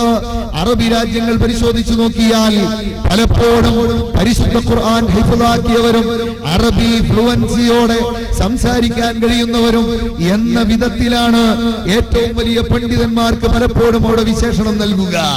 ആധികാരിക പണ്ഡിത നേതൃത്വത്തെയും ചുരുക്കം ചില പണ്ഡിതന്മാരെയും വിസ്മരിച്ചുകൊണ്ടല്ല ഞാൻ ഇത് പറയുന്നത്. അവരുടെ മഹത്വം നമുക്ക് അതേപോലെ തന്നെ നിലനിർത്താം. അതേസമയം സാധാരണ പണ്ഡിത സുഹൃത്തുക്കൾ എന്ന പേരിൽ അറിയപ്പെടുന്നവർ, പണ്ഡിതന്മാരെന്ന കാറ്റഗറിയിൽ എണ്ണപ്പെടുന്നവർ, മുത്തവ്വാമാരെന്ന് വിശേഷിപ്പിക്കപ്പെടുന്നവർ, അവരുടെ പരിജ്ഞാന നമുക്ക് സൈനുദ്ദീൻ മഖ്ദൂമിന്റെ അരികിൽ കൊണ്ടുവച്ച് മാറ്റുരയ്ക്കാൻ പറ്റിയതല്ലേ അല്ല. അതുകൊണ്ട് തന്നെ അല്ലാഹുവിന്റെ റസൂല് പരിശുദ്ധ ഖുർആൻ കൊണ്ട് പലവരു തെളിയിച്ച ആ ആശയത്തിന് കണ്ടുപിടിക്കാൻ കഴിയുന്ന മാതൃകാ പ്രദേശമായി ടിപ്പിക്കൽ പ്ലേസ് ആയി യമനിനെ പറഞ്ഞു തന്നെങ്കിൽ ആ യമനിൽ നിന്ന് ഒറിജിനൽ ഈമാൻ ഇവിടെ വന്ന് പ്രചരിപ്പിക്കപ്പെട്ടുവെങ്കിൽ എന്റെ പ്രിയപ്പെട്ട സഹോദരങ്ങളെ, ആ ആദർശവും ആശയവും റസൂലുള്ളാഹി തങ്ങളുടെ തന്നെ ആശയവും ദർശനവുമാണ് 100% തെളിയിക്കപ്പെടുകയും അതിന്റെ ആധികാരികത നഷ്ടപ്പെടാതിരിക്കാൻ ഈ പ്രദേശത്തോട് തൊട്ടുരുമ്മി കിടക്കുന്ന മഹാനായ ഖാദി മുഹമ്മദ് തങ്ങളെ പോലെയുള്ളവർ, വരക്കൽ മുല്ലക്കോയ തങ്ങളെ പോലെയുള്ളവർ, ജിബ്രീ തങ്ങളെ പോലെയുള്ളവർ, പ്രിയപ്പെട്ട സഹോദരങ്ങളെ, ഈ നാട്ടിന്റെ ഇസ്ലാമിക പ്രബോധനവുമായി ബന്ധപ്പെട്ട് അവർ കാണിച്ച ഉന്നതമായ ആശയവും ആവേശവും ഈ രാജ്യത്ത് സിസ്റ്റമാറ്റിക്കായ വ്യവസ്ഥാപിതമായ മദ്രസ പഠനം അടക്കമുള്ള ഇസ്ലാമിക വിജ്ഞാനത്തിലൂടെ ആശയത്തെ ആധികാരികമായി സൂക്ഷിക്കുന്നതിനുള്ള അവസരം സൃഷ്ടിച്ചു. ഇനിയും നിങ്ങൾ ആലോചിച്ചു നോക്ക്. അതിന് തൊട്ടു മുമ്പ് സാദാത്തുക്കളുടെ വരവ് ഈ രാജ്യത്തിന്റെ ചരിത്രത്തിൽ ഒരു നിർണായക വഴിത്തിരിവാണ്. അറിയാമല്ലോ സയ്യിദ് അബ്ദുറഹ്മാൻ ബാഫഖി തങ്ങളുടെയും പാണക്കാട് പൂക്കോയ തങ്ങളുടെയും ജിബ്രീ തങ്ങന്മാരുടെയും അതുപോലെ ബുഖാരി സദാത്തുക്കളുടെയും ഹൈദറൂസി സദാത്തുക്കളുടെയും ജമലുൽ ലൈലി സദാത്തുക്കളുടെയും ഒക്കെ പരമ്പര പരിശോധിച്ചു നോക്കിയാൽ യമനിലെ ഹദർമൗത്തിൽ നിന്നാണ് ഒറിജിനായി അഥവാ അവർ വന്ന പ്രദേശമായി പരിചയപ്പെടുത്തുന്നതെങ്കിൽ ആ മഹാന്മാരായ സദാത്തുക്കൾ യമനിൽ നിന്ന് കൊണ്ടുവന്ന ഇസ്ലാം, യമനിൽ നിന്ന് വന്ന ഈമാൻ വാരിപ്പുണർന്ന കേരള ജനതയോട് പറഞ്ഞു, നിങ്ങൾ അവരിൽ നിന്ന് ഉൾക്കൊണ്ട മഖ്ദൂമുമാരിൽ നിന്ന് പഠിച്ച ആ ദീനിൽ ഒരു ചെറിയ മറവി പോലും സംഭവിച്ചിട്ടില്ല, ഒരു ചെറിയ ന്യൂനത പോലുമില്ല. സർട്ടിഫിക്കറ്റ് നൽകി സർട്ടിഫൈ ചെയ്തുകൊണ്ട് കടന്നു വന്ന രണ്ടാമത്തെ പ്രൂഫാണ് സാദാത്തുക്കൾ എന്നറിയപ്പെടുന്ന അഹ്ലു ബൈത്ത് എന്ന യമനിലെ ഹദർമൗത്ത് എന്ന കേന്ദ്രത്തിൽ നിന്ന് കേരളത്തെ ധന്യമാക്കാൻ ഇറങ്ങിത്തിരിച്ച് ഇവിടമാകെ ആ ശോഭ പരത്തി നിലനിന്ന സാദാത്തുക്കൾ. പ്രിയപ്പെട്ട സഹോദരങ്ങളെ, ഈ എവിഡൻസ് മുഴുവനും നമുക്കുണ്ടാക്കിയെടുക്കാനും പരമ്പരാഗത വിദ്യാഭ്യാസ ശൈലി വ്യവസ്ഥാപിതമായി രൂപപ്പെടുത്തിയെടുത്ത് മദ്രസ ദർസി പ്രസ്ഥാനങ്ങളിലൂടെ നിലനിർത്താനും കഴിയുന്നുവെങ്കിൽ ഈ ദർശനത്തെ പരാജയപ്പെടുത്താൻ, ഈ പാരമ്പര്യത്തെ അവമതിക്കാൻ ഒരു ശക്തിക്കും സാധ്യമല്ല. മറുഭാഗം ഒരല്പനേരം ഒന്ന് ചിന്തിക്കുക. 7.5 പതിറ്റാണ്ട് കാലമായി കേരളത്തിൽ ഉത്ഭൂതമായ സ്വാതന്ത്ര്യ സമര പ്രസ്ഥാനത്തിന് ചുക്കാൻ പിടിച്ച ആളുകൾക്കിടയിൽ നിന്ന് ചെരുപ്പ് നക്കികളായി ബ്രിട്ടീഷുകാരന്റെ അച്ചാരം പറ്റിയവർ ഇതാ ഒരു വിഭാഗം ഐക്യസംഘം എന്ന പേരിൽ അന്ന് വരെ അനൈക്യമില്ലാത്ത, അന്ന് വരെ ഛിദ്രതയില്ലാത്ത ഒരു സമൂഹത്തിന്റെ പുറമെ പുകമറ സൃഷ്ടിച്ചുകൊണ്ട് അവർ ഭിന്നതയിലാണെന്ന് ധരിപ്പിച്ചുകൊണ്ട് ബ്രിട്ടീഷുകാരന്റെ ശമ്പളം വാങ്ങുന്നതിന് അവരെ ഭിന്നിപ്പിച്ച് കാണിച്ച് ഐക്യം എന്ന മുദ്രാവാക്യത്തിലൂടെ ജനങ്ങളെ സ്വാധീനിച്ച് ഇസ്ലാമിൽ നിന്ന് വഴിതെറ്റിച്ചു കൊണ്ടുപോകാൻ ഇറങ്ങി വന്ന ബിദ്ഈ ചിന്താഗതിക്ക് 7.5 പതിറ്റാണ്ടിന്റെ പഴക്കമുണ്ടായിട്ട്, കോടിക്കണക്കിന് രൂപയുടെ എല്ലാവിധ പിന്തുണയും ഉണ്ടായിട്ട് അൽഹംദുലില്ലാഹ് നാട്ടിൽ ഇസ്ലാം പ്രചരിപ്പിച്ചവരുടെ ഇഖ്ലാസും ആശയപ്രസ്ഥാനത്തോടുള്ള പ്രതിബദ്ധതയും കാരണം ഇതാ പെൻസിലൊടിയുന്നത് പോലെ രണ്ടായി അതിദയനീയമായി ഒടിഞ്ഞു മാറിയത് മാത്രമല്ല, പരസ്പരം കാഫിറാക്കുന്ന എല്ലാ ആശയത്തിൽ നിന്നും ആധികാരികതയിൽ നിന്നും പിന്മാറി ഒഴിഞ്ഞു മാറുന്ന, പരസ്പരം ശണ്ട കൂടുന്ന ഒരവസ്ഥയിലേക്ക് ഇന്നെത്തിയിരിക്കുന്നു. പ്രിയപ്പെട്ട സഹോദരങ്ങളെ, വിശദീകരണത്തിലേക്ക് ഞാൻ പോകുന്നില്ല. മഹാന്മാരുടെ മൗലിദും മാലയും മദ്ഹുകളും ഇവിടെ പറയാൻ പാടില്ലെന്ന് പ്രചരിപ്പിച്ചവർ അവരുടെ മൗലവിമാരുടെ നീണ്ട മാലകളുമായി ഇന്ന് സമൂഹത്തിന്റെ പ്രതിക്കൂട്ടിൽ അവരിതാ ഹാജരാക്കപ്പെട്ടിരിക്കുകയാണ്. ഇക്കഴിഞ്ഞ ദിവസവും ഈ പ്രദേശങ്ങളിൽ ഉണ്ടായ സംഭവങ്ങൾ നമുക്കറിയാം. തറാവീഹിന്റെ 8 റക്അത്ത് വാദം അതിശക്തമായി പിടിച്ചു നിന്നവർ ആഗോള സലഫിസവും മക്കയിലെയും മദീനയിലെയും നിസ്കാരവും എതിരായിട്ടും ഇനിയും നാം ഒറ്റപ്പെട്ടവരായി കഴിഞ്ഞുകൂടിക്കൂടാ എന്ന ചിന്താഗതിയിൽ നിന്ന് 20ലേക്ക് പോകുന്നതിനുള്ള പാലം പണിയുന്ന തിരക്കിലാണ് പ്രിയപ്പെട്ട സഹോദരങ്ങളെ. ഇതുമാത്രമല്ല, എല്ലാം പറയിപ്പിക്കും പോരാ, ജിദ്ദ പോലെ ഇവരുടെ കേന്ദ്ര പ്രദേശമായിരുന്ന സ്ഥലത്തു തന്നെ അതാ ചില പള്ളികളിൽ ബോർഡ് തൂങ്ങിയിരിക്കുന്നു. ഒന്നാമത്തെ ബോർഡ്, നിങ്ങൾ ഇതിനകത്ത് കയറുമ്പോ മൊബൈൽ ഫോൺ സ്വിച്ച് ഓഫ് ചെയ്യണം, അല്ലെങ്കിൽ അതിന്റെ സൈലന്റ് മോഡിൽ ഇടണം. അങ്ങനെ മൊബൈൽ ഫോണിന്റെ ചിത്രം കൊടുത്തിട്ട് ഒരു ഇൻഡു മാർക്ക് പള്ളിയിൽ വരുന്നവർക്കുള്ള ഡയറക്ഷനായി. രണ്ടാമത്, കത്രികപ്പൂട്ട് പോലെ ഡേഞ്ചറിന്റെ സിഗ്നലായി കുളിരുകോച്ചുന്ന സൈസ് കോരി പിടിച്ചിരുന്ന ഒരു വിഭാഗത്തിന്റെ ആ കെട്ടൽ അത് ചിത്രത്തിൽ കൊടുത്തുകൊണ്ട് ഒരു ക്രോസ് മാർക്ക് കൊടുത്തിരിക്കുന്നു. ഇക്കെട്ട് ജിദ്ദയിൽ വേണ്ട, ഈ കെട്ട് നിങ്ങളുടെ ഈറ്റില്ലമെന്നറിയപ്പെടുന്ന സഊദ് ഭരണത്തിന് കീഴിലുള്ള കേന്ദ്ര പ്രദേശത്തു തന്നെ ആവശ്യമില്ല എന്ന് പറഞ്ഞുകൊണ്ട് പള്ളിയിൽ ഔഖാഫ് ഔദ്യോഗികമായി വിതറിയ ആ നിർദ്ദേശങ്ങളിൽ വരെ ഇന്ന് കാണാൻ കഴിയുന്നുവെങ്കിൽ അവിടെ വരെ എത്തി നിൽക്കുന്നു ആശയ പാപ്പരത്വത്തിന്റെ പിന്നാമ്പുറം എന്ന് വ്യക്തമായി മനസ്സിലാക്കുക. പ്രിയപ്പെട്ട സഹോദരങ്ങളെ, എവിടെ ഇവർ മറുപടി പറയാതെ പോകാൻ പോകുന്നു ഇത് നാം വ്യക്തമായി മനസ്സിലാക്കണം. ഇവർ എന്താണ് ഈ കഴിഞ്ഞ കാലഘട്ടങ്ങളിൽ ഇവിടെ ചെയ്തു കൂട്ടിയത്? ഇവിടുത്തെ ബഹുഭൂരിഭാഗം വരുന്ന മുഴുവൻ മുഅ്മിനീങ്ങളെയും മുശ്രിക്കുകളാക്കി. അങ്ങ് ദുബൈയിൽ നിന്നും അബൂദാബിയിൽ നിന്നും ഗൾഫ് നാടുകളിൽ നിന്നും പാവപ്പെട്ട മലയാളി പ്രതിനിധികൾ മുഖേന ചിലപ്പോൾ മദ്രസയോ പള്ളിയോ പണിയുന്നതിന് ചെറിയ എന്തെങ്കിലും സഹായം ലഭിച്ചേക്കാം. ആ ചെയ്യുന്ന സഹായത്തോടൊപ്പം പ്ലസ് ചെയ്തുകൊണ്ട് വേറൊരു സഹായം കൂടി ഓർഗനൈസ് ചെയ്തു വേണം ആ സ്തംഭങ്ങൾ കെട്ടിപ്പടുക്കാനെങ്കിൽ. ഒരൊറ്റ മദ്രസയും പള്ളിയും കെട്ടണ്ട. ഇസ്ലാമിക് ദഅവാ മൂവ്മെന്റ് എന്ന പേരിൽ ഇവിടുത്തെ 98% വരുന്ന സാധാരണ മുസ്ലിങ്ങൾ മുശ്രിക്കുകളായി പോയി. അവർ ഖബറിന്റെ മുന്നിൽ ആരാധിക്കുകയാണ് എന്ന ശുദ്ധ നുണ പ്രചരിപ്പിച്ചുകൊണ്ട് ആദരവിനെയും ആരാധനയും തമ്മിൽ വേർതിരിച്ചറിയാൻ പ്രാരംഭ പാഠശാലയിൽ പോലും സമയം കണ്ടെത്താത്തൊരു വിഭാഗം അതാ ഭൗതികമായ രാഷ്ട്രീയമായ സ്വാധീനങ്ങൾ ഉപയോഗിച്ചുകൊണ്ട് അവിടെ പോയി തെറ്റിദ്ധരിപ്പിച്ച് ദുബൈ ഭരണാധികാരി അടക്കമുള്ളവരിൽ നിന്ന് റമദാൻ 1-ന് 3.5 കോടി രൂപ ബിസ്മി ചൊല്ലി കൊടുക്കുന്നു ഇസ്ലാമിനെ നിലനിർത്താൻ. ഇവിടുത്തെ കേരളത്തിലെ 98% വരുന്ന മുസ്ലിങ്ങൾ തിരുനബി സല്ലല്ലാഹു അലൈഹി വസല്ലം തങ്ങൾ പ്രചരിപ്പിച്ച തൗഹീദിന്റെ ആശയത്തിൽ നിന്ന് വ്യതിചലിച്ച് പിഴച്ചു പോയവരാണ്. അവരെ റിട്ടേൺ കൊണ്ടുവരിക. യൂറോപ്യൻ രാഷ്ട്രങ്ങളിൽ ഇസ്ലാമിക പ്രബോധനം നടത്തുന്നതിനേക്കാൾ വെസ്റ്റേൺ കൺട്രീസിൽ ഇസ്ലാമിനെ പരിചയപ്പെടുത്തുന്നതിനേക്കാൾ ആധികാരിക ഇസ്ലാമിക വിജ്ഞാനത്തിന്റെ സ്രോതസ്സുകളുള്ള പണ്ട് കാലം മുതൽ അറബികൾക്കിടയിൽ ബന്ധം സ്ഥാപിച്ചു പോയ ഹിന്ദിന്റെയും മലബാറിന്റെയും ഏരിയകളിൽ പിഴച്ചുപോയ ബഹുഭൂരിഭാഗം വരുന്ന മുസ്ലിങ്ങളെ ഈ ആശയത്തിലേക്ക് കൊണ്ടുവരാൻ എന്ന രീതിയിൽ കോടികളുടെ സാമ്പത്തികമായ പിന്തുണയോടെ 7.5 പതിറ്റാണ്ട് പിന്നിടുമ്പോ പള്ളിയും മദ്രസയും കെട്ടി കണക്ക് ബോധിപ്പിക്കാണ്ടാത്ത ആടിനെയും പശുവിനെയും അതുപോലെ മറ്റു പ്രലോഭനങ്ങൾക്കുള്ള സാമ്പത്തിക വേദികളെയും സൃഷ്ടിച്ചുകൊണ്ട് 7.5 പതിറ്റാണ്ട് കാലം പ്രവർത്തിച്ചിട്ടും അൽഹംദുലില്ലാഹ് നമുക്ക് അഭിമാനത്തോടെ പറയാം ഈ നാട്ടിൽ പാവപ്പെട്ടവരിൽ പാവപ്പെട്ടവരായി ജീവിക്കുമ്പോഴും ഇതാ താൽക്കാലികമായി ദൈനംദിന കാര്യങ്ങൾക്ക്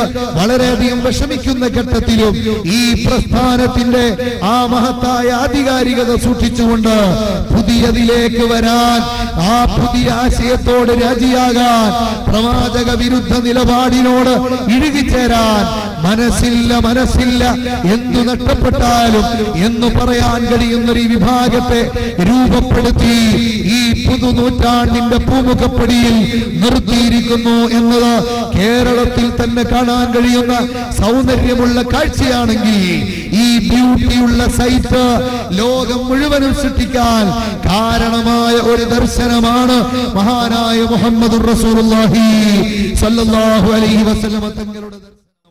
പ്രിയപ്പെട്ട സഹോദരങ്ങളെ, അതുകൊണ്ട് ഈ ആധികാരികത വളരെ വ്യക്തമായി സൂക്ഷിക്കുക. ഇതിൽ നിന്ന് അണുകിട വ്യതിചലിക്കേണ്ടതില്ല. ഇത് സ്വർഗീയ ആരാമത്തിലേക്കുള്ള പാതയം, ഇത് സത്യത്തിലേക്കുള്ള പാത, ഇത് പരമാനന്ദ സത്യത്തിന്റെ പരമാനന്ദ അനുഭൂതിയാകുന്ന അല്ലാഹുവിന്റെ ലിഖായിലേക്കുള്ള ആ വഴിയാണ് നമ്മുടെ മുന്നിലുള്ളത്. ഇത് വ്യക്തമായി മനസ്സിലാക്കി മുന്നോട്ട് നടക്കാൻ ആധുനിക ലോകത്തെ ഒരൊറ്റ മുദ്രാവാക്യവും നമുക്ക് തടസ്സമാകണ്ട. ഒരു പുരോഗതിയും ഒരു ഭാഷൻ ഭ്രമവും ഒരു പ്രത്യേകമായ കെട്ടിവെപ്പും നമുക്ക് ഈ ആധികാരിക ഇസ്ലാമിക ആശയത്തെ പുൽകാൻ ഒരു തടസ്സവും സൃഷ്ടിക്കേണ്ടതില്ല. ഇതാണ് ഈ സന്ദർഭത്തിൽ ഓർമ്മപ്പെടുത്താനുള്ളത്. അപ്പോൾ അവിടെ ഏറ്റവും വലിയ ചാനൽ തുറന്നത് എവിടെയാണ്? ഹൃദയങ്ങളോട് സംവദിക്കുന്നതിലാണ്, ആത്മീയമായ പുരോഗതിയിലാണ്. ആത്മീയതയുണ്ടെങ്കിലേ മനസ്സിന് സമാധാനമുണ്ടാവുകയുള്ളൂ. സാമ്പത്തികമായി ഉച്ചകോടിയിൽ നിൽക്കുന്ന നിരവധി രാഷ്ട്രങ്ങളെ നമുക്കെടുത്ത് പരിശോധിച്ചാൽ ലോക പോലീസ് ചമഞ്ഞ് എപ്പോഴെങ്കിലും സാമ്പത്തിക ബുദ്ധിമുട്ടുണ്ടാകുമ്പോ ആരുടെ കയ്യിലാണോ എണ്ണപ്പാടങ്ങൾ ഉള്ളത്, ആരുടെ രാഷ്ട്രത്തിലൂടെയാണോ കുഴലുകൾ വരേണ്ടത്, അവിടെ മുഴുവനും രാഷ്ട്രീയ അധീശത്വം സ്ഥാപിച്ച് സാമ്പത്തിക മേഖല ഭദ്രമാക്കി ആരാന്റെ രക്തം ഊറ്റിക്കുടിച്ച് ആരാന്റെ പണം കൊണ്ട് ആളാകുന്ന അമേരിക്കയിൽ പോലും 24 മണിക്കൂറിൽ 170ഓളം ആളുകൾ അതാ പരാക്രമത്തിന്റെ പേരിൽ ഇടപെട്ട് വീഴുന്ന സഹോദരങ്ങളെ, അങ്ങനെ അള്ളാഹുവിന്റെ അനുഗ്രഹത്താൽ പരിശുദ്ധമായ ദീനിന്റെ ആ യഥാർത്ഥ സത്ത അത് നമ്മുടെ മുന്നിലേക്ക് ആധികാരികമായി വരികയും അജയ്യമായി അത് നിലനിൽക്കുകയും ചെയ്യുകയാണ്. ഈ ആശയമാണ് മഹാനായ മുഹമ്മദുർ റസൂലുള്ളാഹി സ്വല്ലല്ലാഹു അലൈഹി വസല്ലം തങ്ങൾ നമുക്ക് പഠിപ്പിച്ചു തന്നത്.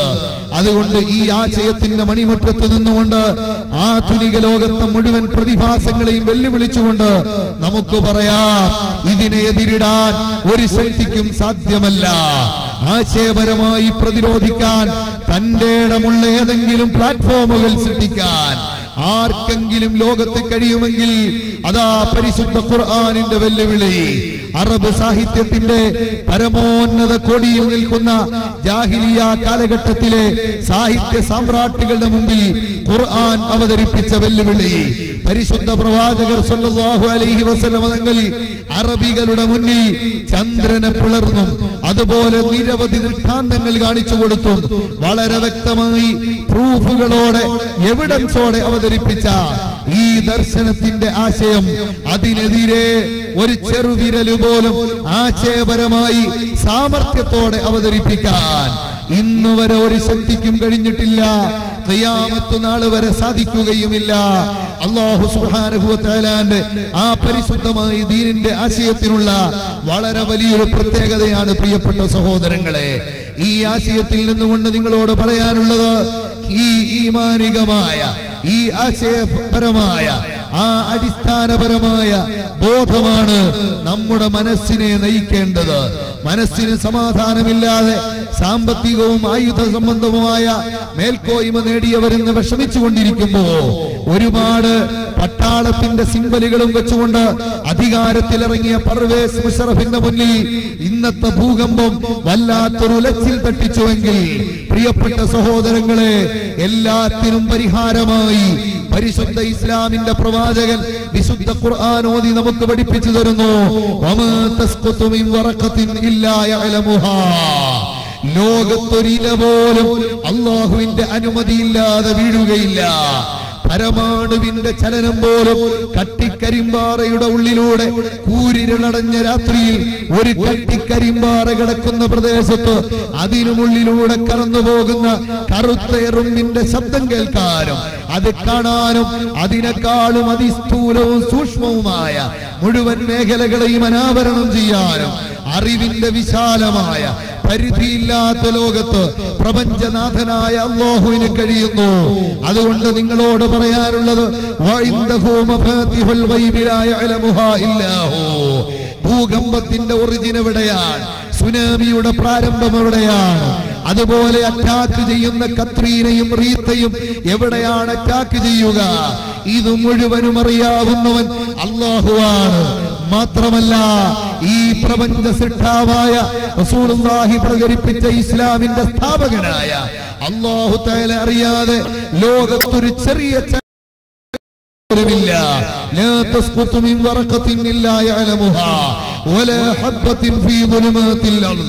ഭൂമിയുടെ അന്ധകാരത്തിൽ മറഞ്ഞു കിടക്കുന്ന വിത്തിന്റെ പോസിറ്റീവ് നെഗറ്റീവ് അവസ്ഥകളെ കുറിച്ച് അറിയുന്നവനാരാണ്? ولا رطب ولا يابس إلا في كتاب مبين. പരിശുദ്ധ ഖുർആനിൽ قال الله عز وجل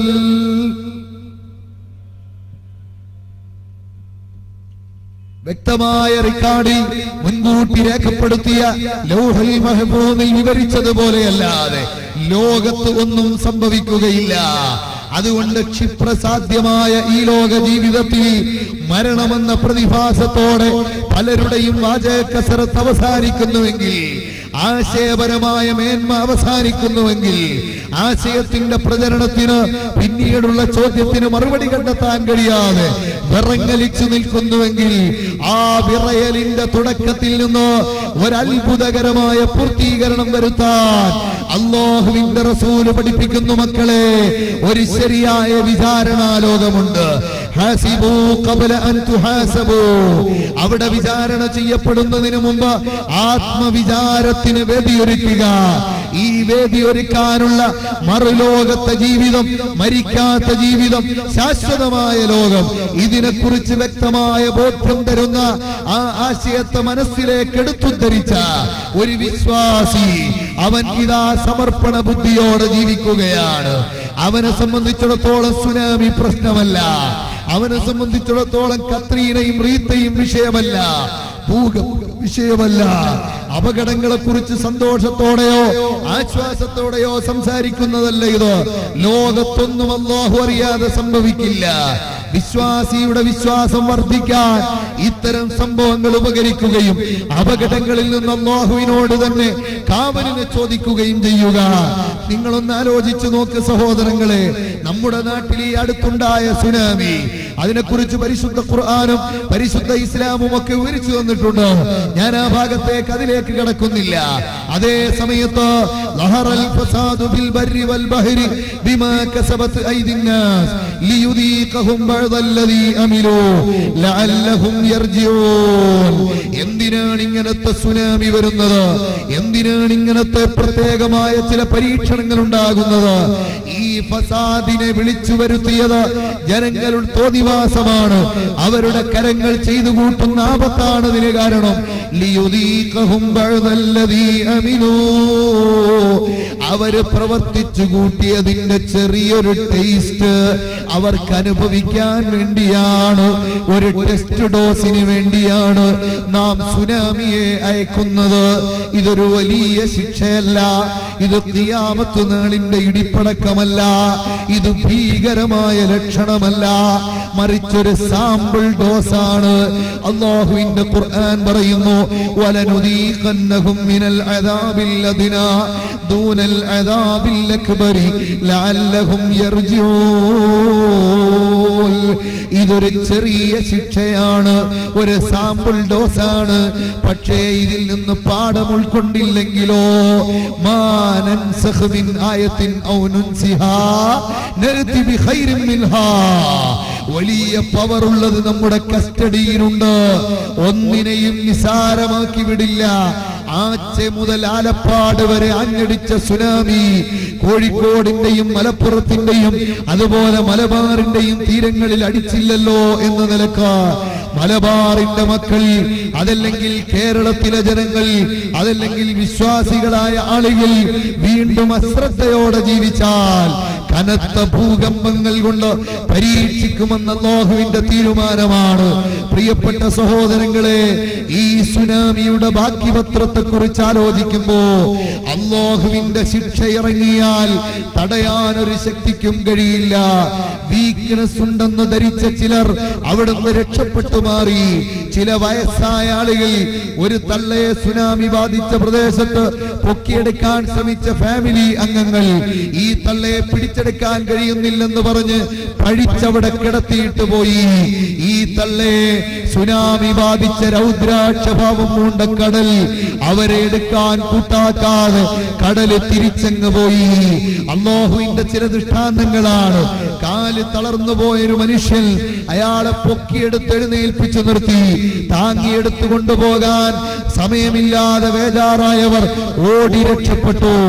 ഓടി രക്ഷപ്പെട്ട അരോഗദൃഢഗാത്രക്കാളും മുമ്പേ തളർന്ന കാലിന്റെ ഉടമയ്ക്ക് തളർച്ച മാറി ഓടിപ്പോയി രക്ഷപ്പെട്ടെങ്കിൽ അയാൾ പറയുന്നു, എന്റെ ജീവിതത്തിൽ ഏറ്റവും വലിയ അനുഗ്രഹമായി സുനാമി. പ്രിയപ്പെട്ട സഹോദരങ്ങളെ, 1.5 വയസ്സുള്ള പിഞ്ചോമന കുഞ്ഞിനെ വലിച്ചെറിഞ്ഞുകൊണ്ട് അതാ പോയവർ DNA സെല്ലിന്റെയും അതുപോലെ DNA ടെസ്റ്റിന്റെയും ഒക്കെ വെളിച്ചത്തിൽ ആ കുഞ്ഞിനെ ഏറ്റെടുക്കേണ്ടി വന്ന അവസ്ഥ, ഇതെല്ലാം നാം പത്രങ്ങളിലൂടെ വായിച്ചറിഞ്ഞതാണ്. സുനാമി ബാധിച്ചൊരു രാജ്യമെന്ന നിലക്ക് ഇന്ത്യ രാജ്യത്ത് വെച്ചുകൊണ്ട് അതൊക്കെ അറിഞ്ഞവരാണ്. അതുകൊണ്ട് അവരോടൊക്കെയായി പരിശുദ്ധ ഇസ്ലാമിന്റെ ആശയമെന്ന നിലക്ക് തിരുദൂതർ സല്ലല്ലാഹു അലൈഹി വസല്ലം വളരെ വ്യക്തമായി പഠിപ്പിക്കുന്നു, മോനെ നാഖിദുക ബസീർ, നിന്റെ നോട്ടക്കാരനായ അല്ലാഹു, നിന്നെ നിരീക്ഷിക്കുന്ന പടച്ച റബ്ബ്, ആ നിരീക്ഷകനെ വെട്ടിക്കാൻ ഒരു വേളയിലും നിനക്ക് സാധ്യമല്ല. അതുകൊണ്ട് നിന്നോട് എനിക്ക് പറയാനുള്ളത്, ദുനിയാവ് ശാശ്വതമല്ല. കുൻ ഫിദ് ദുനിയാ കഅന്നക ഗരീബ് ഔ അഅബിറു സബീൽ വഉദ്ദ നഫ്സക മിൻ അസ്ഹാബിൽ ഖുബൂർ. ആശയം നമുക്കറിയുമല്ലോ. വഴിപോക്കരെ പോലെ, വഴി വിട്ടു കിടക്കുന്നവന്റെ ചെറിയ താമസം പോലെ, ഒരു ടെമ്പററി ഷെൽട്ടറായി ഉപയോഗിക്കപ്പെടുന്ന ദുനിയാവിൽ അശ്രദ്ധയോടെ കഴിഞ്ഞുകൂടാതെ ഇപ്പോഴേ നിന്റെ ബോഡിയെ മരണാനന്തര കർമ്മങ്ങളിലാണ് ഞാനിപ്പോൾ ഉള്ളതെന്നും മരണാനന്തര ജീവിതമാണ് യഥാർത്ഥ ജീവിതമെന്നും ബോധ്യപ്പെടുത്തുമാറ് നിന്റെ ശരീരത്തെ പരലോകത്തിന്റെ പ്രാരംഭ വചനമായ പ്രാരംഭ ഭവനമായ ഖബറിലാണ് ജീവിക്കുന്നത് എന്ന ബോധം ഇപ്പോഴേ നിന്റെ ശരീരത്തിലേക്ക് കുടികൊടുക്കുക. ഇതാണ് ബുദ്ധിപരമായ സമീപനമെന്ന്. മനസ്സമാധാനത്തിന് ആത്മീയത എത്രമാത്രം സ്ഥാനം നൽകുന്നു എന്നതിന് പ്രത്യക്ഷ തെളിവായി അന്ത്യപ്രവാചകർ പഠിപ്പിക്കുകയാണ്. സഹോദരങ്ങളെ, ഈ ഒരാശയത്തിലേക്ക് നാം കടന്നു വരിക. എന്റെ പ്രിയപ്പെട്ട മുഅ്മിനീങ്ങളെ, ഞാൻ എന്റെ സംസാരം നീട്ടുന്നില്ല. സാദാത്തുക്കളുടെ നേതൃത്വത്തിലുള്ള പ്രവിശാലമായ ദുആയിക്ക് ആമീൻ ചൊല്ലുന്നതിനാണ് ഈ പാതിരാത്രിയിലും നിങ്ങൾ കാത്തിരിക്കുന്നത്. അതെനിക്ക് വ്യക്തമായി അറിയാം. അതുകൊണ്ട് നിങ്ങളോട് ഓർമ്മപ്പെടുത്തുകയാണ്, അല്ലാഹുവിന്റെ പരിശുദ്ധമായ ആ ദീനിനെ ശരിക്കും ഉൾക്കൊണ്ടുകൊണ്ട്, ആ ദീനിന്റെ തനിമയും മഹിമയും ഉൾക്കൊണ്ടുകൊണ്ട് നമുക്ക് പരിശുദ്ധ ഇസ്ലാമിന്റെ ആശയത്തിലേക്ക് കടക്കുമ്പോ അല്ലാഹുവിന്റെ റസൂലിന്റെ ആത്മീയോപദേശം നമ്മുടെ മനസ്സിലേക്ക് കടക്കേണ്ടതുണ്ട്. അവിടെയാണ് അല്ലാഹുവിന്റെ റസൂൽ പറഞ്ഞത്, വഉദ്ദ നഫ്സക മിൻ അസ്ഹാബിൽ ഖുബൂർ, ഖബറാളികളുടെ കൂട്ടത്തിൽ നിന്റെ ശരീരത്തെ നീ എണ്ണിക്കൊള്ളണം മോനെ. നിനക്ക് ഈ ദുനിയാവ് ശാശ്വതമല്ല, ക്ഷിപ്രസാധ്യമായ കേവലം മണിക്കൂറുകൾ മാത്രമുള്ള ഒരു ജീവിതത്തിന്റെ ഒരു ഷെൽട്ടർ മാത്രമാണ് ദുനിയാവെന്ന് വിശ്വസിക്കുമ്പോൾ ആഖിറത്തിലേക്കുള്ള തയ്യാറെടുപ്പ് എല്ലാ ദിവസവും എല്ലാ മണിക്കൂറിലും നമുക്കുണ്ടാകണം. റാബിയത്തുൽ അദവിയ്യ റളിയല്ലാഹു അൻഹാ എല്ലാ ദിവസവും പകല് പ്രഭാതമാകുമ്പോ മഹദിയായ റാബിയ പറയുമായിരുന്നു, ഇന്ന് ഞാൻ മരിക്കുന്ന പകലാണ്, ഈ പകൽ സമയത്താണ് ഞാൻ മരിക്കുക എന്ന് റാബിയത്തുൽ അദവിയ്യ സ്വന്തം ശരീരത്തോട് ആത്മാർത്ഥമായി പറയുകയാണ്. മരിക്കാനുള്ള തയ്യാറെടുപ്പ് റാബിയത്തുൽ അദവിയ്യയുടെ ശരീരം ചെയ്യുകയാണ്. അതാ മഗ്രിബായി കഴിയുമ്പോ റാബിയത്തുൽ അദവിയ്യ പറയും, പകലല്ല ഞാൻ മരിക്കുക, ഇന്ന് രാത്രിയാണ് അല്ലാഹുവിന്റെ അടുക്കലേക്ക് ഞാൻ പോകുക. എന്റെ പ്രിയപ്പെട്ട ഉമ്മവങ്ങന്മാരെ, റാബിയത്തുൽ അദവിയ്യ എന്ന മഹദിയായ ആ സഹോദരി ഇസ്ലാമിക ജീവിതത്തിന് മാതൃകയായി നിങ്ങൾക്ക് വ്യക്തമായി പ്രതിഷ്ഠിക്കപ്പെടേണ്ടുന്ന വ്യക്തിത്വമാണ്. നിങ്ങൾക്കറിയുമല്ലോ, അവിടുന്ന് അതാ ഭർത്താവ് മരണപ്പെട്ട സാഹചര്യത്തിൽ ഇമാം ഹസൻ ബസ്രി റളിയല്ലാഹു അൻഹു അടക്കമുള്ള മഹാന്മാര് വന്നുകൊണ്ട്, പണ്ഡിതന്മാർ വന്നുകൊണ്ട്, അന്ന് ലോകത്തറിയപ്പെട്ട പ്രഗത്ഭരായ ആ വ്യക്തിത്വങ്ങൾ സമീപിച്ചുകൊണ്ട് റാബിയത്തുൽ അദവിയ്യയോട് വന്നിട്ട് ചോദിക്കുകയാണ്, റാബിയ, നിങ്ങളുടെ ഭർത്താവ് മരണപ്പെട്ടല്ലോ, അതിനു പകരമായൊരു ജീവിത പങ്കാളിയെ തേടുന്നതിൽ, സെലക്ട് ചെയ്യുന്നതിൽ റാബിയയെ ഞങ്ങൾ ക്ഷണിക്കുകയാണ് റാബിയ. ആ സമയത്ത് റാബിയത്തുൽ അദവിയ്യ റളിയല്ലാഹു അൻഹാ, എന്റെ പ്രിയപ്പെട്ട മുഅ്മിനീങ്ങളെ, ആത്മീയമായ ഒരു നല്ല ലക്ഷ്യം സാധിച്ചെടുക്കുന്നതിന് എന്താണ് എപ്പോഴും ചിന്താമണ്ഡലത്തിൽ വരേണ്ടതെന്നതിന് പ്രത്യക്ഷമായ തെളിവായി മഹദിയായ റാബിയത്തുൽ അദവിയ്യ ആ വന്ന പണ്ഡിതന്മാരോട് ചോദിക്കുന്നു, നിങ്ങളിൽ ഏറ്റവും വലിയ ആലിമാരാണ്, ഏറ്റവും വലിയ പണ്ഡിതനാരാണ്? ആ സമയത്ത് സയ്യിദുനാ ഹസനുൽ ബസരി, ബഹുമാനപ്പെട്ട സയ്യിദ് ഉമറുൽ ഫാറൂഖ് അൽ ബുഖാരി തങ്ങള് നമ്മുടെ മജ്ലിസിലേക്ക് കടന്നു വരുന്നുണ്ട്. അല്ലാഹുവിന്റെ അതിമഹത്തായ അനുഗ്രഹത്താൽ സാദാത്തുക്കളുടെ തന്നെ ഒരു സംഗമം തന്നെ നമ്മുടെ വേദിയിൽ സൃഷ്ടിക്കപ്പെടുകയാണ്. ബഹുമാനപ്പെട്ട ഖലീൽ ബുഖാരി തങ്ങളുടെ മറ്റൊരു സഹോദരനും നമ്മുടെ വേദിയിലേക്ക് വരുന്നുണ്ട്. എല്ലാ സാദാത്തുക്കളുടെയും ഈ മഹത്തായ സംഗമ വേദിയിൽ വെച്ച് പാതിരാത്രിയിൽ നമുക്ക് ദുആയിരക്കാം. അല്ലാഹു സുബ്ഹാനഹു വ തആല അവിടത്തേക്കൊക്കെയും ആഫിയത്തും ദീർഘായുസ്സും നൽകി ദീനീ ഖിദ്മത്തിലായി നമുക്കേറെക്കാലം നേതൃത്വം നൽകാൻ അല്ലാഹു തൗഫീഖ് നൽകുമാറാകട്ടെ എന്ന് ആത്മാർത്ഥമായി ദുആയിരക്കാം.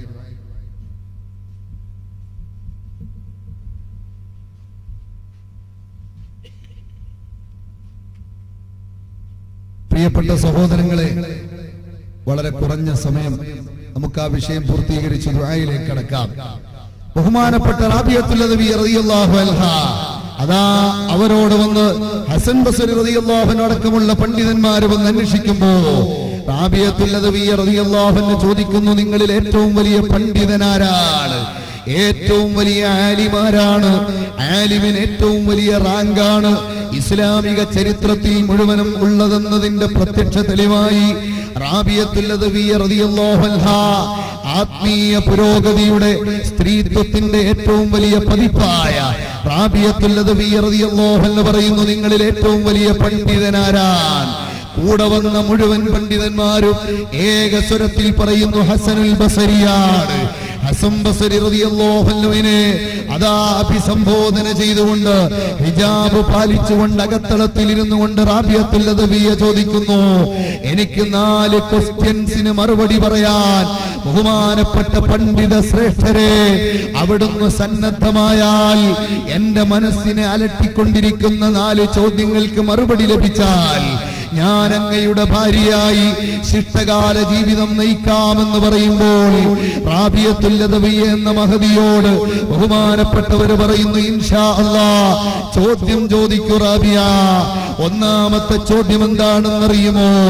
മഹാനായ റസൂലുള്ളാഹി സ്വല്ലല്ലാഹു അലൈഹി വസല്ലം തങ്ങൾ മദീന മുനവ്വറ കേന്ദ്രമാക്കി ലോകത്ത് പ്രചരിപ്പിച്ച ആശയത്തിന്റെ അനുധാവനം ചെയ്യുന്ന അനുയായി വൃന്ദത്തിൽ സാധുവായി ഞാൻ പെട്ടെന്ന് വിശ്വസിക്കുമ്പോഴും ആ പ്രത്യേകമായ ആ കൂടാരത്തിലും ആ പ്രത്യേകമായ സംഗമത്തിലും അണിചേരാൻ എനിക്ക് കഴിഞ്ഞെന്ന് വിശ്വസിക്കുമ്പോഴും ഒരു ചോദ്യം എന്നെ അലട്ടുന്നുണ്ട്.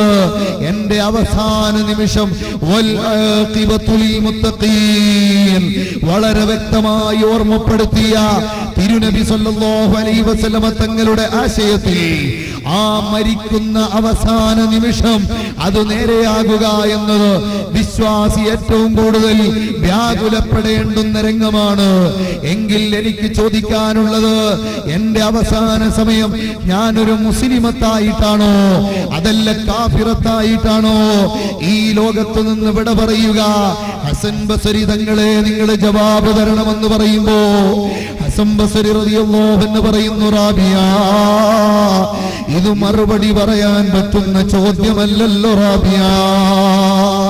റാബിയത്തുൽ അദവിയ റളിയല്ലാഹു അൻഹയോട് രണ്ടാമത്തെ ചോദ്യമെങ്കിലും കേൾക്കട്ടെ എന്ന ശൈലിയിൽ നിൽക്കുന്ന ആധികാരിക പണ്ഡിത നേതൃത്വത്തോട് മഹദി ആരായുകയാണ്. എന്നിട്ട് ഞാനങ്ങ് ഖബറിലേക്ക് വെക്കപ്പെട്ടാൽ ഇദാ വുദിഅതു ഫീ ഖബരി വസഅലനിൽ മുൻകർ വന്നകീർ അലൈഹിമസ്സലാം, എന്നെ ഖബറിലേക്ക് വെച്ചിട്ട് മുൻകർ നകീർ അലൈഹിമസ്സലാം ആകുന്ന ചോദ്യം കൊണ്ട് ഏൽപ്പിക്കപ്പെട്ട മലക്കുകൾ വന്ന് വിചാരണയുടെ പ്രാരംഭഘട്ടത്തിലുള്ള ചോദ്യം അവതരിപ്പിക്കുമ്പോൾ അഖ്ദുറു അലാ ജവാബിഹിമാ അം ലാ, അവർക്ക് മറുപടി പറയാൻ എനിക്ക് കഴിയുമോ കഴിയില്ലയോ? ഹസൻ ബസരി തങ്ങളെ, ഈ രണ്ടാമത്തെ ആശങ്കയ്ക്ക് എനിക്ക് മറുപടിയുണ്ടോ? ഹസൻ ബസരി തങ്ങൾ പറയുന്നു, അതും മറുപടി പറയാൻ പറ്റുന്ന ചോദ്യമല്ലല്ലോ റാബിയ. മൂന്നാമത്തെ ചോദ്യത്തിലേക്ക് റാബിയ പെട്ടെന്ന് പോകുകയാണ്. അതാ അല്ലാഹുവിന്റെ പരിശുദ്ധമായ ആ തീരുമാനപ്രകാരം അവിടെ ആളുകളെ വിളിക്കപ്പെട്ട് വിചാരണയ്ക്ക് നിർത്തി. വതതായറത്തിൽ കുതുബോ, കിതാബുകൾ വിരിഞ്ഞു. ഇദാ ഹുസിറന്നാസു യൗമൽ ഖിയാമ, അവിടെ ജനങ്ങളെയെല്ലാം ഒരുമിച്ച് കൂട്ടപ്പെട്ട് അവരുടെ റിക്കാർഡുകൾ വിരിക്കപ്പെടുന്ന സമയം അഉതിയ കിതാബി ബിയമീനി അം ബിശിമാലി, എന്റെ കിതാബ് വലങ്കയിലാണോ അതല്ല ഇടം കരങ്ങളിലാണോ എനിക്ക് തരപ്പെടുക? എവിടെയാണ് ഞാൻ ആ ലിസ്റ്റിൽ പെടുകയെന്ന് ഒന്ന് പറഞ്ഞു തരുമോ പണ്ഡിത ശ്രേഷ്ഠരെ? ഹസൻ ബസരി തങ്ങൾ പറയുന്നു, റാബിയ ഇതും മറുപടി പറയാൻ പറ്റുന്ന ചോദ്യമല്ലല്ലോ റാബിയ. നാലാമത്തെ ചോദ്യം റാബിയത്തുൽ അദവിയ റളിയല്ലാഹു അൻഹ പറയുന്നു, ഫരീഖും ഫിൽ ജന്ന വ ഫരീഖും ഫിസ് സഈർ, സ്വർഗ്ഗത്തിന്റെ സംഗമത്തിലും അതുപോലെ നരകത്തിന്റെ ഗ്രൂപ്പിലുമായി ആളുകളെ വേർതിരിക്കപ്പെടുമ്പോ ഞാൻ ഫരീഖും ഫിൽ ജന്നയിലാണോ സ്വർഗ്ഗത്തിന്റെ കൂട്ടത്തിലാണോ അതല്ല ഫരീഖും ഫിസ് സഈർ നരകത്തിന്റെ ഗ്രൂപ്പിലാണോ? ഇതിനു മറുപടി പറയണേ ഹസൻ ബസരി തങ്ങളെ. ഇതും മറുപടി പറയാൻ പറ്റുന്ന ചോദ്യമല്ലല്ലോ റാബിയ. ഇത് പറയുമ്പോ റാബിയത്തുൽ അദവിയ പറയുന്നു, ഈ 4 ചോദ്യങ്ങൾ മനസ്സിനെ കാർന്നു നിന്ന് അസ്വസ്ഥമാക്കുമ്പോ ഒരു ദാമ്പത്യ ജീവിതത്തിന്റെ സൗന്ദര്യത്തിലേക്ക് മനസ്സിനെ എടുത്തു മാറ്റാൻ എനിക്കെങ്ങനെ കഴിയും പെങ്ങളെ? അതുകൊണ്ട് ശിഷ്ട ജീവിതത്തിൽ ഒരു ഭർത്താവിന്റെ സുഖം പേറി നടക്കാൻ എന്റെ മനസ്സെനിക്ക് അനുവദിക്കുന്നില്ല എന്ന് പറഞ്ഞു നിയന്ത്രണ വിധേയമായ ഒരാത്മീയ ജീവിതത്തിന്റെ നേതൃത്വമായി റാബിയത്തുൽ അദവിയ്യ റളിയല്ലാഹു അൻഹ മാറുന്നുവെങ്കിൽ ആ മഹാനായ മുഹമ്മദുർ റസൂലുള്ളാഹി ഹൃദയത്തിൽ സൃഷ്ടിച്ചെടുത്ത വിപ്ലവത്തിന്റെ ആഴം മനസ്സിലായില്ലേ പ്രിയപ്പെട്ട സഹോദരങ്ങളെ? അതുകൊണ്ട് എനിക്ക് നിങ്ങളോട് ഓർമ്മപ്പെടുത്താനുള്ളത്, സാദാത്തുക്കൾ എല്ലാവരും എത്തി, പ്രാർത്ഥനാ സദസ്സിന്റെ സമയമായി. അതുകൊണ്ട് ഞാൻ നീട്ടിപ്പറയുന്നില്ല. 18,000 ഖത്മുൽ ഖുർആൻ ഓതണമെന്ന് പ്രതിജ്ഞ ചെയ്തവർ, അതുപോലെ പരിശുദ്ധ ഖുർആനുമായി ബന്ധപ്പെട്ടവർ, ആഖിറത്തിന്റെ നന്മ പ്രതീക്ഷിച്ചുകൊണ്ട് എപ്പോഴും സംസാരത്തിലും പ്രവർത്തനത്തിലും സൂക്ഷ്മത പുലർത്തിയവർ, എന്തിനധികം ദർശനത്തിന്റെ നായകർ തന്നെയായ മുഹമ്മദുർ റസൂലുള്ളാഹി. താഴെ എന്തൊരു ഭക്ഷണ സാധനം കിടന്നാലും പെട്ടെന്നതെടുക്കുക. അത് ഇതാ ഉച്ചിഷ്ടമായി വേസ്റ്റായി തള്ളിക്കളയുന്ന ആധുനിക ഫാഷനല്ല. അല്ലാഹുവിന്റെ റസൂൽ പഠിപ്പിച്ച കൾച്ചർ അതെടുത്ത് കഴുകി കഴിക്കാൻ, അത് യൂട്ടിലൈസ് ചെയ്യാൻ കഴിയുന്നൊരവസ്ഥയിലേക്ക് മാറ്റിയെടുക്കാനും അതിനോരോന്നിനും സമാധാനം പറയണമെന്നും ചിന്തിച്ച നേതൃത്വമല്ലേ? നിങ്ങൾക്കറിയുമല്ലോ, പാതിരാത്രിയുടെ ഒരു ഘട്ടത്തിൽ അല്ലാഹുവിന്റെ റസൂല് വരുമ്പോ സിദ്ദീഖുൽ അക്ബറും ഉമറുൽ ഫാറൂഖ് റളിയല്ലാഹു അൻഹുമാ ഒരു ജംഗ്ഷനിൽ നിൽക്കുകയാണ്. എന്തേ ഈ പാതിരാത്രിയിൽ നിങ്ങൾ ഇരുവരും ഇവിടെ? 2 ഘട്ടത്തിലായി എത്തിയതാണ് നബിയെ. സിദ്ദീഖുൽ അക്ബർ വന്നപ്പോ, ഉമറുൽ ഫാറൂഖ് വന്നപ്പോ 2 പേർക്കും ഒരേ ആവശ്യമാണെങ്കിലും ആ 2 പേരും 2 ഘട്ടത്തിലെത്തിയതാണ്. ആവശ്യം മറ്റൊന്നുമല്ല, വല്ലാതെ വിശക്കുന്നുണ്ട് നബിയേ. അല്ലാഹുവിന്റെ റസൂലിന്റെ മുമ്പിൽ എല്ലാ വിഷയവും പറയാം. അതാണ് അവിടുത്തെ പ്രത്യേകത. അന്തം അബോ മറഅയ്ന ഫീഹിമാ മിസ്ല ഹുസ്നിക ഖത്തു യാ സയ്യിദി ഖൈറൻ നബി. ഉമ്മയോ അമ്പാപ്പയോ തങ്ങളെക്കാൾ ഞങ്ങളിൽ ശ്രേഷ്ഠരായിട്ടാരുമേ ഇല്ലമൽനാഥ നബി. ആ നബി തങ്ങളോട് പറയുമ്പോ ലോകൈക നേതാവ് മുഹമ്മദുർ റസൂലുള്ളാഹി തങ്ങൾ പറയുകയാണ്, മക്കളെ, ഞാനും ആ ഒരൊറ്റ കാരണത്താലാണ് ഈ പാതിരാത്രിയിൽ ഇവിടെ എത്തിപ്പെട്ടത്. നിങ്ങൾ വിഷമിക്കണ്ട, വരൂ നമുക്ക് അബൂ അയ്യൂബിന്റെ വീട്ടിലേക്കൊന്ന് പോയി നോക്കാം. നബി സല്ലല്ലാഹു അലൈഹി വസല്ലമ തങ്ങള് സാധാരണ ചെല്ലാറുള്ള വീടാണ്. അവിടുന്ന് പ്രത്യേക സ്വീകരണം ഏർപ്പെടുത്തി താമസിപ്പിക്കുന്ന വീടാണ്. ആ വീട്ടിലേക്ക് പോയി സിദ്ദീഖുൽ അക്ബറിനെയും ഉമറുൽ ഫാറൂഖിനെയും വിളിച്ചുകൊണ്ട് അവിടെ ചെന്ന് റസൂലുള്ളാഹി അങ്ങ് കയറുമ്പോ മർഹബൻ ബിക യാ റസൂലല്ലാഹ് നബി തങ്ങളെ സ്വാഗതം ചെയ്ത അബൂ അയ്യൂബിന്റെ പത്നി അകത്തളത്തിൽ നിന്നുകൊണ്ട് പറയുന്നു, നബിയേ, അവിടുന്ന് അന്വേഷിച്ചു വന്ന അബൂ അയ്യൂബ് പുറത്തേക്ക് ഇറങ്ങിയല്ലോ, ഇപ്പൊ വരും, അവിടുന്ന് വിശ്രമിക്കണം നബിയേ. അബൂ അയ്യൂബ് എവിടെ പോയി എന്ന് റസൂലുള്ളാഹി എടുത്തു ചോദിക്കുമ്പോ അങ്ങകലെ നിന്ന് അബൂ അയ്യൂബിനത് ശ്രവിക്കാൻ കഴിഞ്ഞു. ഓടി അടുത്തേക്ക് വന്നിട്ട് പറയുന്നു, യാ റസൂലല്ലാഹ്, ഞാൻ എത്തിപ്പോയി നബിയേ. അല്ലാഹുവിന്റെ റസൂല് പറയുന്നു, അബൂ അയ്യൂബ്, ഞങ്ങൾക്ക് വിശക്കുന്നുണ്ട്, പെട്ടെന്ന് ഭക്ഷണം എടുത്തു വെക്കുക. അബൂ അയ്യൂബ് പറയുന്നു, ഖദ് തഅഖർത അൻ മൗഇദിക യാ റസൂലല്ലാഹ്. അവിടുന്ന് നിശ്ചയിച്ച ടൈം ടേബിളിനനുസരിച്ച്, അവിടുന്ന് ഷെഡ്യൂൾ ചെയ്തിട്ടുള്ള ടൈം അനുസരിച്ച് ഞാൻ ആ ഭക്ഷണം വെച്ചിരുന്നു. ആ ഭക്ഷണം കഴിഞ്ഞു പോയി നബിയേ. അവിടുന്ന് നിശ്ചയിക്കപ്പെട്ട ടൈമിൽ നിന്ന് ലേറ്റായി പോയി നബിയേ. മുദർരിസിനെ ഉസ്താദിനെ 2 മണി വരെ കാത്തിട്ട് മുതഅല്ലിമീങ്ങൾ കഴിച്ചുകൊള്ളാൻ പെർമിഷൻ കൊടുത്തായി ചിലപ്പോ 2:05 കടന്നു വരുന്ന ഉസ്താദിന് അല്പം പോലും കിട്ടാറില്ലല്ലോ. എന്നതുപോലെ മുഹമ്മദുർ റസൂലുള്ളാഹി തങ്ങൾ വരുന്ന ടൈം പിന്തിയപ്പോ ആ കുടുംബം അത് കഴിച്ചുപോയി. നബി തങ്ങൾ പറയുന്നു, അതൊന്നും പറഞ്ഞാൽ ഇവിടുന്ന് പോകാൻ പറ്റൂല. സാധാരണ ഇത്തരം ഘട്ടങ്ങളിലൊക്കെ കൂടെ വരുന്ന സ്വഹാബത്താണ് സംസാരിക്കുക.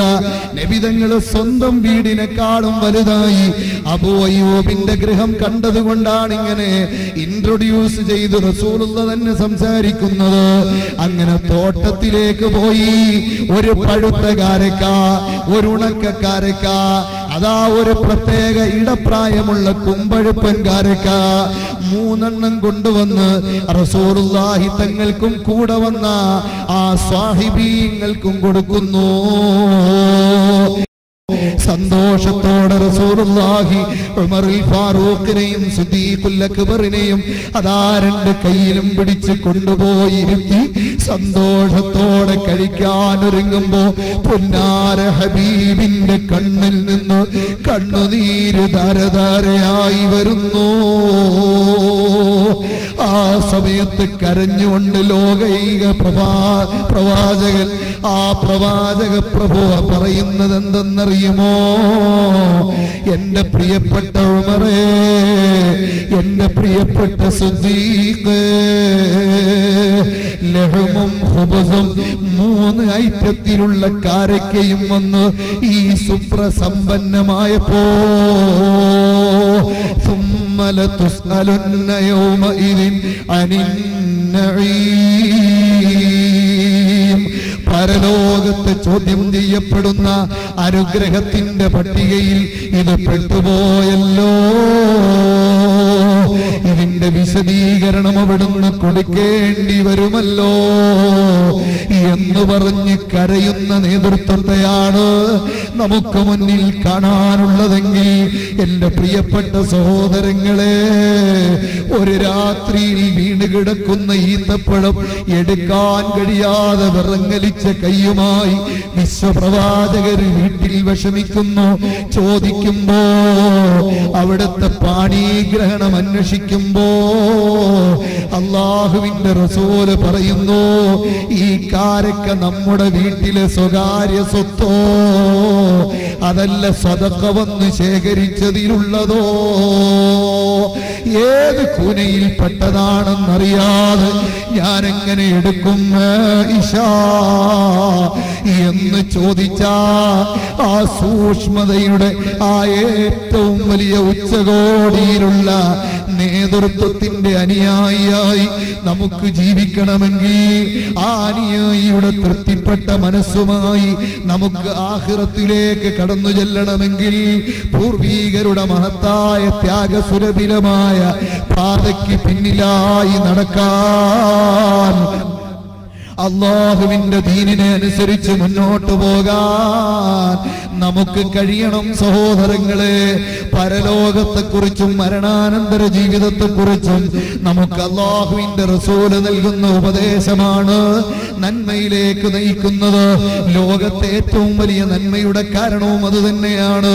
അതുകൊണ്ട് അതെല്ലാം ഉൾക്കൊണ്ട് വിശദീകരണത്തിലേക്ക് പോകാതെ നിങ്ങളോട് ഓർമ്മപ്പെടുത്തുന്നു, അല്ലാഹുവിന്റെ റസൂല് നമ്മുടെ ഖൽബിനെ സംസ്കരിക്കാൻ വന്നവരാണ്.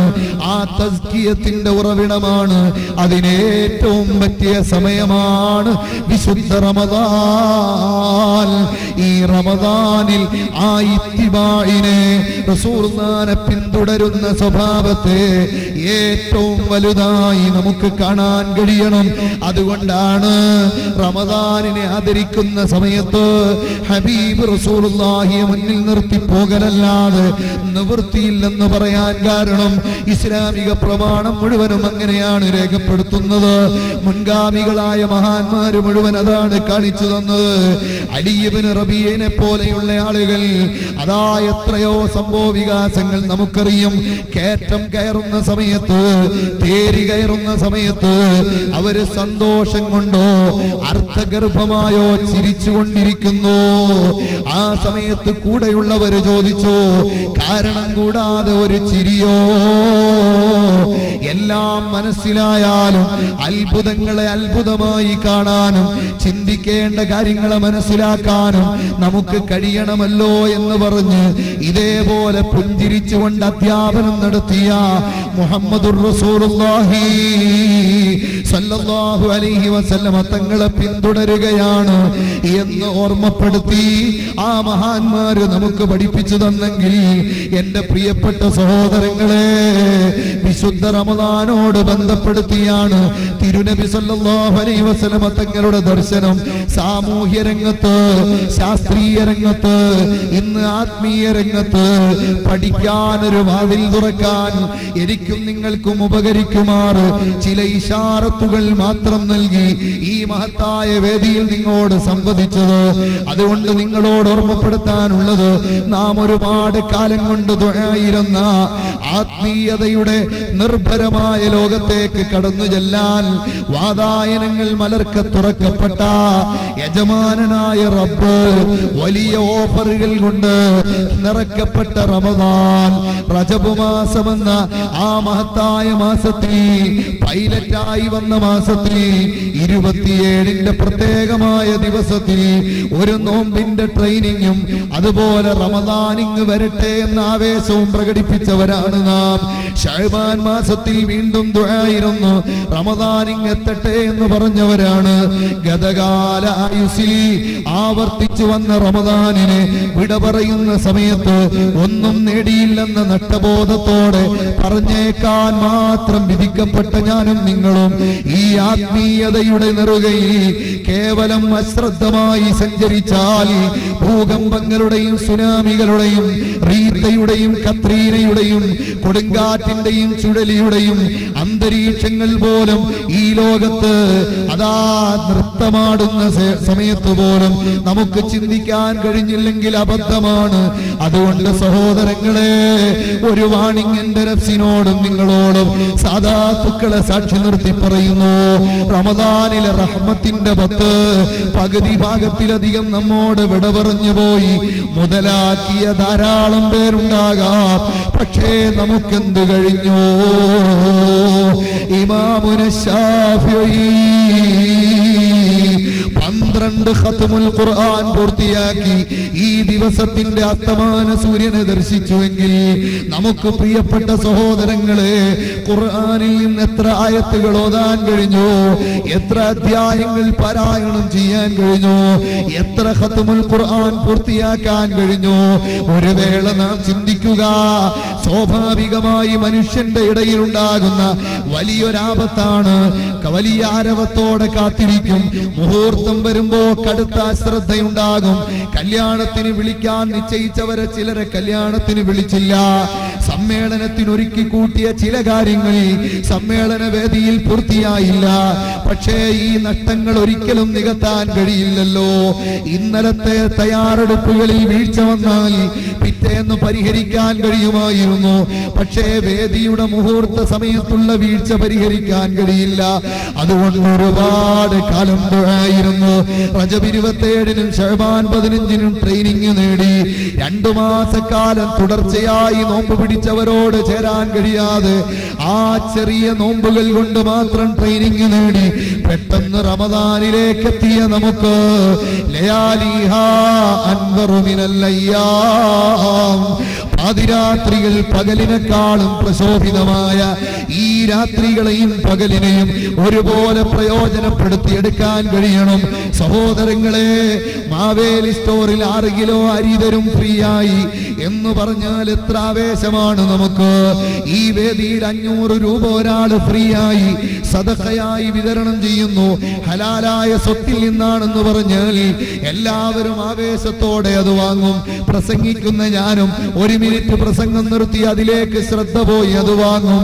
ഇതാണ് നമ്മുടെ മാനസികാവസ്ഥയെങ്കിൽ ഓഫറുകളുടെ ലോകത്തെ ഏറ്റവും വലിയ ഓഫർ പോരാ.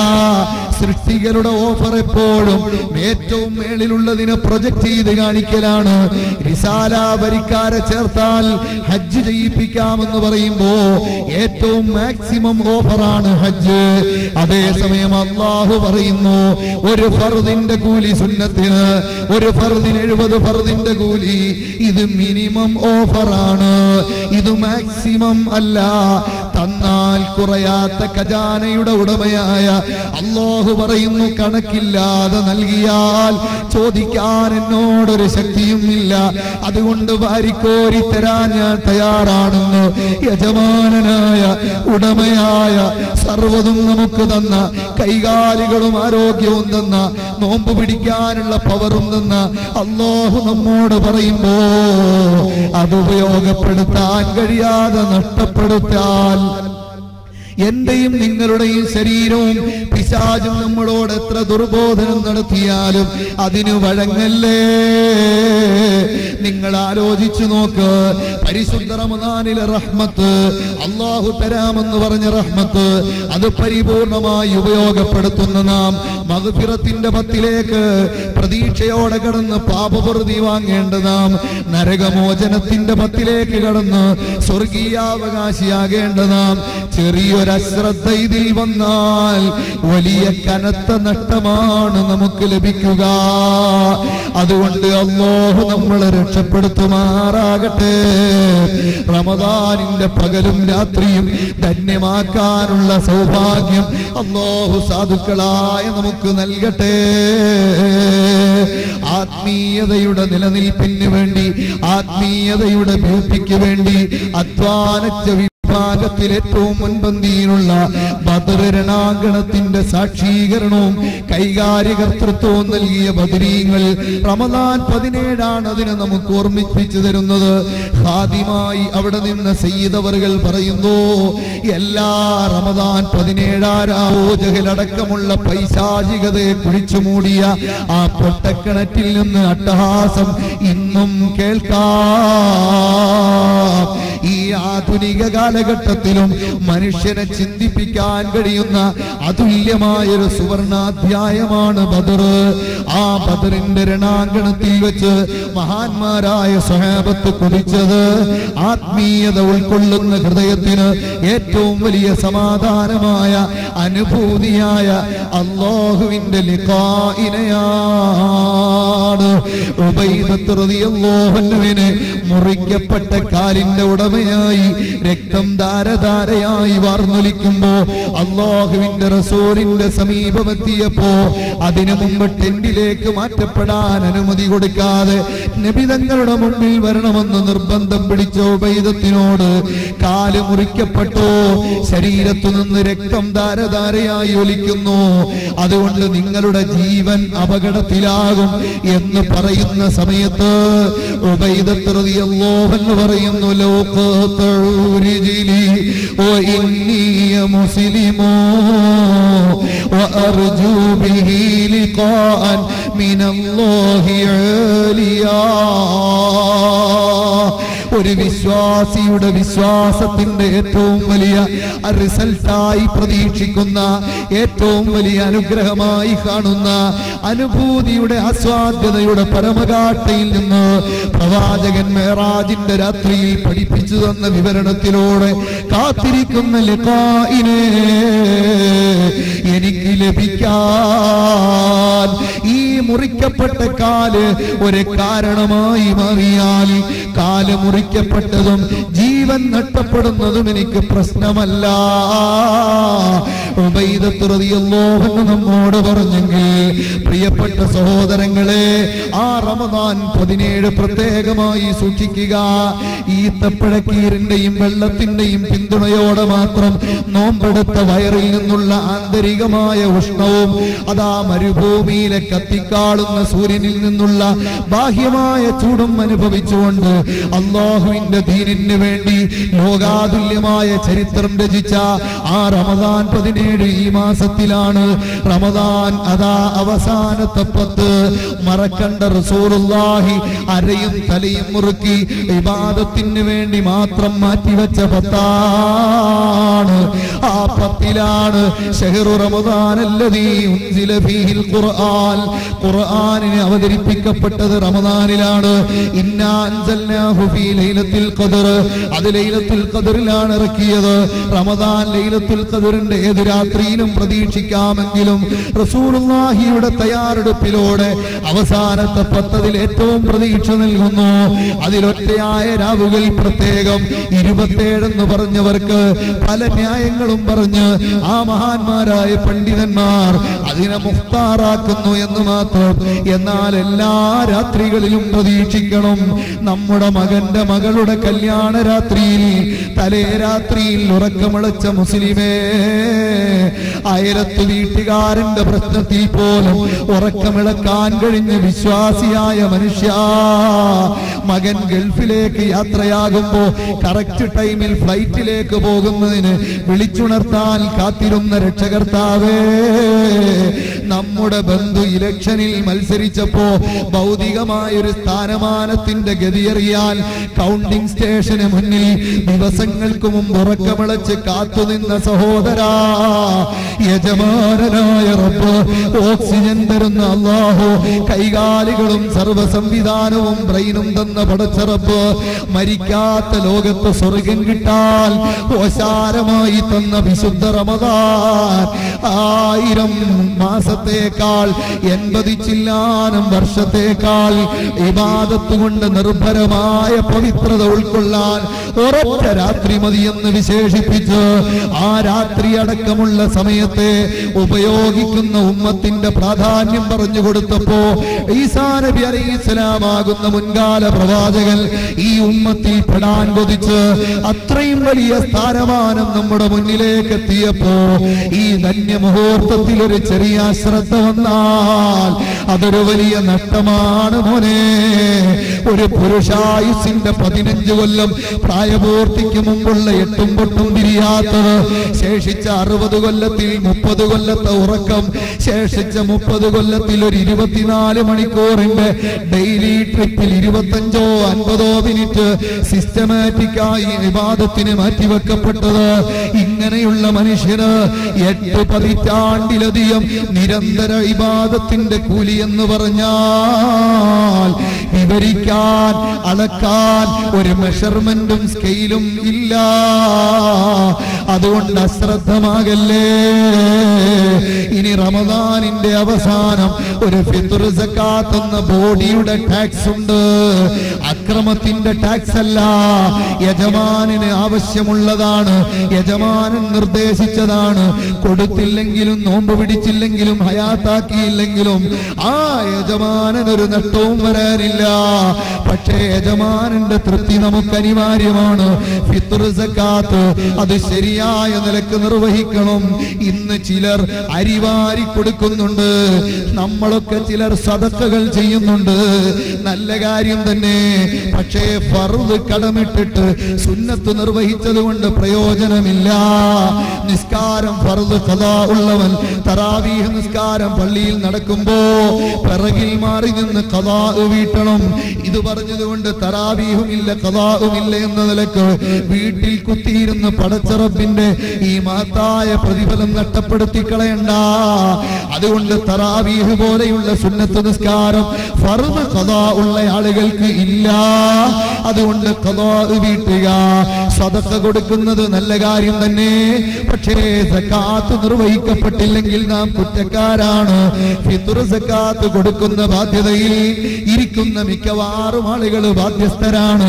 പെരുന്നാൾ രാവിന്റെ പകലും രാത്രിയും നമ്മുടെ കുടുംബത്തിന് ജീവിക്കാൻ കഴിയുന്ന മാന്യമായ അന്തരീക്ഷത്തിന് മീതെ മുറ്റത്തുള്ള 2 സെന്റ് സ്ഥലം ബാക്കിയുള്ളവൻ വീട്ടിൽ അരിയും കരുതി കൊടുക്കാതിരിക്കാൻ പറ്റൂല. ഇസ്ലാമിക് റൂളിംഗിലെ ഇമാമിന് വ്യവസ്ഥാപിതമായി ചെയ്തിട്ടുള്ള ഒരു ഡിപ്പാർട്ട്മെന്റൽ പിരിവല്ലാതെ സക്കാത്തിന്റെ മേഖലയിൽ മറ്റൊരു പിരിവില്ല. വ്യക്തിപരമായി അസൗകര്യമുള്ളവർ ഒരാളെ വക്കാലത്തേൽപ്പിക്കുന്നതിന് മാത്രമേ ആ മേഖലയിൽ അനുമതിയുള്ളൂ. അതുകൊണ്ട് നമ്മുടെ സക്കാത്ത് വ്യവസ്ഥാപിതമായി കൊടുക്കണം. അതിന് നാട്ടിലെത്തിക്കപ്പെട്ട ഇസ്ലാമിൽ വിവരിക്കപ്പെട്ട 8 വിഭാഗങ്ങളിൽ 4 സെക്ഷൻ നമ്മുടെ നാട്ടിലുണ്ടെന്ന് സങ്കല്പിക്കുക. ഫക്കീർ, ജീവിക്കാൻ ശരാശരി മനുഷ്യന് 10 രൂപ വേണ്ടപ്പോ 5 അതിൽ താഴെയോ ഉള്ളവനാണ് ഫക്കീർ. 10 ആവശ്യമുള്ളപ്പോ 8 ഉള്ളവനാണ് മിസ്കീൻ. കടം കൊണ്ട് വലഞ്ഞവൻ വലിയ പണക്കാരനുമാകാം. പുതു മുസ്ലിം, അങ്ങനെ 4 കാറ്റഗറിയിലുള്ള ആളുകളാണ് നമ്മുടെ നാട്ടിലുള്ളതെങ്കിൽ, അല്ലെങ്കിൽ മുസാഫിറും കൂടെ ചേർത്ത് 5 ഉണ്ടെങ്കിൽ, നമ്മുടെ സക്കാത്തിന്റെ വീട്ടിലെ ഓഹരി, ഞാൻ ചെലവ് കൊടുക്കൽ നിർബന്ധവുമായ ആളുകളുടെ ഓഹരിയെ തുല്യ 4 വിഭാഗമായി ഓഹരിക്കണം. ഉദാഹരണത്തിന് 16 കിലോ അരിയുണ്ടെങ്കിൽ 4 കിലോ വീതമുള്ള 4 കൂന. അതിൽ ഫക്കീറിന്റെ 1 മണി അരി മിസ്കീനിന്റെ ലിസ്റ്റിൽ വരാൻ പാടില്ല. മിസ്കീനിന്റെ ഓഹരിയിൽ നിന്ന് കടം കൊണ്ട് വലഞ്ഞവനിൽ പെടാൻ പാടില്ല. കടം കൊണ്ട് വലഞ്ഞവന്റെ ഓഹരിയിൽ നിന്ന് അതാ പുതു മുസ്ലിമിന് പോകാൻ പാടില്ല. ഇത്ര സിസ്റ്റമാറ്റിക്കായി നിർവഹിക്കണം ഈ അമല്. ഇസ്ലാമിന്റെ പഞ്ചസ്തംഭങ്ങളിൽ പ്രധാനപ്പെട്ട ഒന്നാണ്. അതുകൊണ്ട് പ്രിയപ്പെട്ട സഹോദരങ്ങളെ, വസ്സകാത്തു മഗ്റമാ, സക്കാത്ത് ബാധ്യതയായി ശേഷിക്കുന്ന അവസാന കാലഘട്ടത്തിൽ ഗതികെട്ട ആളുകളുടെ ലിസ്റ്റിൽ നമ്മൾ പെടാൻ പാടില്ല. അങ്ങനെ വിവരിച്ചിട്ട് ഈ ഫക്കീറിന്റെ അരി അത് 3 പേർക്കെങ്കിലും കൊടുക്കുന്നത് നല്ലതാണ്. ഒരാൾക്കേ കൊടുക്കുന്നുള്ളൂ എങ്കിലും കുഴപ്പമില്ല. ആ 3 പേർക്ക് കൊടുക്കുമ്പോൾ ഏറ്റക്കുറച്ചിലിനും പ്രശ്നമില്ല. അതേസമയം ഫക്കീറിനും മിസ്കീനും കൊടുക്കുന്ന ഓഹരിയിൽ ഏറ്റക്കുറച്ചിൽ വരാൻ പാടില്ല. അതിന് നമ്മുടെ വീട്ടിൽ ഒരു റെക്കോർഡ് ഉണ്ടാകണം, ഒരു നോട്ട്ബുക്കിൽ രേഖപ്പെടുത്തണം. ഫക്കീറിൽ ഒരാളെ 2 ആളെയോ 3 ആളെയോ രേഖപ്പെടുത്തണം, അവർക്കത് കൊടുത്തു വീടണം. അതേപോലെ മിസ്കീനിന്റെ ആളുകളെ രേഖപ്പെടുത്തണം, മക്കൾക്കത് പഠിപ്പിച്ചു കൊടുക്കണം. അതുപോലെ കടം കൊണ്ട് വലഞ്ഞവനെ രേഖപ്പെടുത്തണം, അവർക്കത് എത്തിച്ചു കൊടുക്കണം. ഇതാണ് സക്കാത്തിന്റെ ശരിയായ ശൈലി. അത് സൂക്ഷ്മതയോടെ നിർവഹിക്കണം. പെരുന്നാള് രാവിലെ ആ പ്രത്യേകമായ ചന്ദ്രൻ ഉദിച്ചത് മുതൽ നിസ്കാര ടൈം വരെയാണ് നിന്റെ സമയം. അതിനു മുമ്പ് കൊടുക്കാം. പിന്തിപ്പിക്കുന്നത് ന്യായമല്ല. മുമ്പ് കൊടുത്താൽ ഒരു കണ്ടീഷൻ, ഫക്കീർ എന്ന ലിസ്റ്റിൽ കൊടുത്ത ഒരാൾ ആ സമയത്ത് ഫക്കീറിന്റെ തസ്തികയിൽ നിന്ന് ഖനിയാകാൻ പാടില്ല. പണക്കാരനായി പോയാൽ അവനോട് ഈ കറക്റ്റ് ടൈമിൽ ബന്ധപ്പെടാത്തത് കൊണ്ട് വേറെ ഫക്കീറിന് കൊടുക്കണമെന്നാണ് ഇസ്ലാമിന്റെ പ്രബലമായ അഭിപ്രായം. അതുകൊണ്ട് പ്രിയപ്പെട്ട സഹോദരങ്ങളെ, ശ്രദ്ധിക്കാനുള്ള അമലാണ് സക്കാത്ത്. ഞാൻ നിർത്തുന്നു. ഇനി ലാസ്റ്റ് ഒരു രാവുണ്ട് കേട്ടോ. പെരുന്നാളിന്റെ രാവ് പടക്കം പൊട്ടിക്കാനുള്ള രാവല്ല, ആഘോഷത്തിമർപ്പിന്റെ പേരിൽ നൃത്തമാടാനുള്ള രാവല്ല, തോന്നിവാസം കാണിക്കാനുള്ള രാത്രിയല്ല. അതുകൊണ്ട് പ്രിയപ്പെട്ട ചെറുപ്പക്കാരാ, യജമാനനായ റബ്ബ് എന്നെ ആരാധിക്കുന്ന അടിമകളുടെ ആധിക്യം കണ്ടോ എന്ന് മലക്കുകളുടെ മുമ്പിൽ അഭിമാനത്തോടെ ബോധ്യപ്പെടുത്തുന്ന രാത്രിയും പകലും 1-ാം രാവ് മുതൽ റമദാനിൽ 30-ാം രാവ് വരെ എത്ര പേരെ നരകമോചനം കൊടുത്തോ അതിന് സെയിമായി, അഥവാ 30 ലക്ഷം പേരെ ഓരോ ദിവസവും 1 ലക്ഷം എന്ന നിലക്ക് 30 ലക്ഷം പേരെ മോചനം കൊടുത്തെങ്കിൽ മറ്റൊരു 30 ലക്ഷത്തെ മോചനം കൊടുക്കുന്ന രാത്രിയാണ് പെരുന്നാളിന്റെ രാത്രി. അത് അതിരുവിട്ടതായ നിലക്ക്, ഇസ്ലാം വിരോധിച്ച നിലക്ക് ആയി പോകണ്ട. മുമ്പിൽ വരുന്ന പാഠങ്ങൾ മറന്ന് സുനാമി ബാധിച്ചത് ഈ അറബിക്കടലിലാണെങ്കിൽ കടല് നമ്മുടെ അടുത്തുണ്ട് സഹോദരാ. അല്ലാഹു നമ്മളെ രക്ഷപ്പെടുത്തുമാറാകട്ടെ. അതുകൊണ്ട് വളരെ ചിന്തിച്ചുകൊണ്ട് പെരുമാറണം. അല്ലാഹുവിന് പൊരുത്തപ്പെട്ട പെരുന്നാൾ മതി നമുക്ക്. അതുകൊണ്ട് പെരുന്നാളിനെടുക്കുന്ന ഡ്രസ്സ് ഒരു പെണ്ണിന് ഹിജാബ് പാലിക്കാൻ പറ്റുന്ന ഡ്രസ്സാകണം. ആൺകുട്ടികൾക്ക് എടുക്കുന്ന ഡ്രസ്സ് മോഡേൺ സിസ്റ്റം അനുസരിച്ച് ഷർട്ട് പാൻസിനോട് തൊട്ടിട്ടില്ല. പാൻസ് പാൻസ് 250 രൂപയ്ക്ക് വാങ്ങിയത് പുറത്ത് കാണട്ടെ എന്ന് പറഞ്ഞ് നടക്കുന്ന പുതിയ ശൈലിയുണ്ടല്ലോ, അത് നമുക്ക് വേണ്ട. പെരുന്നാളിന് ആ ശൈലിയിലുള്ള ഡ്രസ് ഒരു വിശ്വാസി മക്കൾക്ക് എടുത്തു കൊടുക്കണ്ട. ആ മക്കളോട് പറയുക, മോനെ പെരുന്നാള് അല്ലാഹുവിനെ സന്തോഷിപ്പിക്കാനുള്ളതാണ്. അതുകൊണ്ട് നിസ്കാരത്തിന് നീ നിൽക്കുമ്പോ ഉസ്താദ് കാണുന്നുണ്ടോ എന്ന് കരുതി അപ്പോഴൊരു പിടിച്ചു വലിയാണ്. എന്നിട്ട് ഇവൻ ഇങ്ങനെ കൈ കെട്ടുമ്പോ വലിയ അതബ്, കൈയൊന്നും പൊക്കുന്നില്ല, ഇങ്ങനെ കെട്ടുന്നുള്ളൂ. കാരണം എന്താ? ഷർട്ട് പൊങ്ങരുത്. എന്നിട്ട് ഇവൻ സൂക്ഷിച്ച നൃത്തം കഴിഞ്ഞ് റുക്കോയിലേക്ക് പോയാൽ അവിടെ തന്നെ നിസ്കാരം ബാത്തിലായി. ഇനി സുജൂദിലേക്ക് പോയാലോ സർവ്വദുബുറും ചാനലും വെളിയിലാണ്. എന്റെ പ്രിയപ്പെട്ട സഹോദരങ്ങളെ, നിസ്കാരം ബാത്തിലാകുന്ന വേഷങ്ങൾ കൊണ്ട് പെരുന്നാളിന്റെ ഡ്രസ്സ് ധരിപ്പിക്കാൻ അല്ലാഹുവിൽ വിശ്വാസമുള്ളൊരു മുഅ്മിനിന് കഴിയുമോ? തിരുനബി തങ്ങളുടെ മുമ്പിൽ വിചാരണക്കെത്തേണ്ടുന്ന ഒരനുയായിക്ക് സാധ്യമാകുമോ? ഇല്ല എന്ന ബോധം ഡ്രസ് എടുക്കാൻ പോകുമ്പോ നമുക്ക് വേണം കേട്ടോ. കടയിൽ കൂടുതലുള്ളത് ആ കോലത്തിലാണെന്ന് കരുതി പെരുന്നാളിനെ മറന്ന്, അല്ലാഹുവിനെ മറന്ന്, റസൂലുള്ളാഹിനെ മറന്ന് ഫാഷന്റെ ഭ്രമവുമായി ഈ പ്രത്യേകമായ അപകടത്തിലേക്ക് കൂപ്പുകുത്തണ്ട. അതുപോലെ പെൺകുട്ടികൾക്ക് എടുക്കുമ്പോ ശരീരം വെളിയിൽ കാണിക്കുന്ന, തലമുടി തുറന്നിടുന്ന, വാലുപോലെ കിടക്കുന്ന, ആണുങ്ങളെ അട്രാക്ട് ചെയ്യുന്ന വേഷം കൊടുത്ത് മക്കളെ പെരുന്നാളിന് തുള്ളിക്കണ്ട. അല്ലാഹുവിന്റെ പരീക്ഷണം വന്നാൽ പിടിച്ചു നിൽക്കാൻ കഴിയില്ല. ഇത് ബോധ്യപ്പെട്ടുകൊണ്ട് അല്ലാഹുവിനെ അനുസരിച്ച് ജീവിക്കാൻ അർഹമുർ-റഹീമായ റബ്ബ് അല്ലാഹുവിന്റെ പൊരുത്തമുള്ള അനുയായികളായി മാറാൻ നമുക്ക് തൗഫീഖ് നൽകി അനുഗ്രഹിക്കുമാറാകട്ടെ. ഇമാം നബവി റളിയല്ലാഹു അൻഹുവിനെ പോലെയുള്ളവർ 2 മാസക്കാലം വരെ തുടർച്ചയായി പാതിരാത്രികളെ പേടിച്ചുകൊണ്ട് ആ രാത്രിയിൽ അല്ലാഹുവിന്റെ പ്രത്യേകമായ സംരക്ഷണം നമുക്ക് കിട്ടുന്നതിനെ കുറിച്ച് ആലോചിച്ചിട്ട് ഉറങ്ങാൻ കഴിയാതെ 2 മാസം തുടർച്ചയായി ഉറക്കമിളയ്ക്കുന്ന കോഴ്സ് പൂർത്തിയാക്കാൻ ഇമാം നബവി റളിയല്ലാഹു അൻഹുവിനെ പോലുള്ള മഹാന്മാരായ പണ്ഡിതന്മാര് വരെ തയ്യാറായെങ്കിൽ നാമും നമ്മുടെ ശരീരത്തിന് ആത്മാവിന്റെ പരിശുദ്ധിക്ക് വേണ്ടി ശരീരമാകുന്ന ഫാക്ടറി ശുദ്ധിയാക്കാൻ ആത്മാർത്ഥമായി ശ്രമിക്കുക. അർഹമുർ-റഹീമായ റബ്ബിന് തൗഫീഖ് നൽകുമാറാകട്ടെ. ഇതിന്റെ എല്ലാം അനുഭൂതിയായ അല്ലാഹുവിന്റെ ലിഖാ, അത് പാരത്രിക ലോകത്ത് നമുക്ക് ആസ്വദിക്കാൻ റയ്യാൻ എന്ന വാതിലിലൂടെ അല്ലാഹുവിന്റെ സ്വർഗത്തിലേക്ക് കടക്കാൻ പുന്നാര ഹബീബിന്റെ മുമ്പിലെത്തി റസൂലുള്ള തൃപ്തിപ്പെടാൻ ഞാൻ സുന്നത്തായ താടി വെച്ചു, സുന്നത്തായ ആചാരം ഞാൻ ഉൾക്കൊണ്ടു, ആ ദർശനത്തിൽ നിർബന്ധമായി പറഞ്ഞ ആദാബുകൾ ഞാൻ പാലിച്ചു, എന്നെ കൊണ്ടാകുന്നിടത്തോളം എന്ന് നബി തങ്ങളുടെ മുമ്പിൽ ആ നേതൃത്വത്തിന്റെ മുന്നിൽ ബോധ്യപ്പെടുത്താൻ അർഹമുർ-റഹീമായ റബ്ബ് നമുക്ക് തൗഫീഖ് നൽകി അനുഗ്രഹിക്കുമാറാകട്ടെ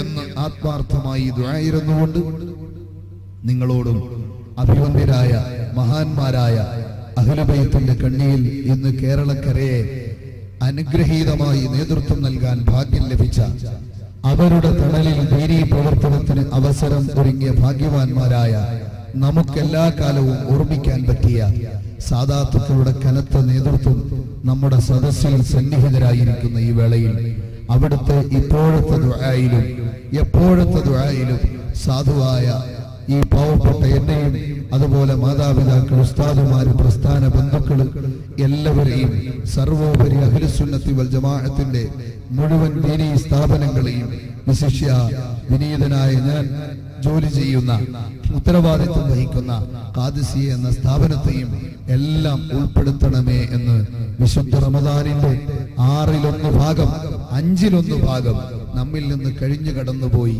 ബാക്കിയുള്ളതിനെ എങ്കിലും മുതലാക്കി പരിശുദ്ധ റമദാനിന്റെ അവസാന വേളയിൽ ഒരാത്മസംതൃപ്തി നേടാൻ കഴിയുമാറ് മുന്നോട്ട് പോകാൻ അള്ളാഹു നമുക്ക് തൗഫീഖ് നൽകുമാറാകട്ടെ.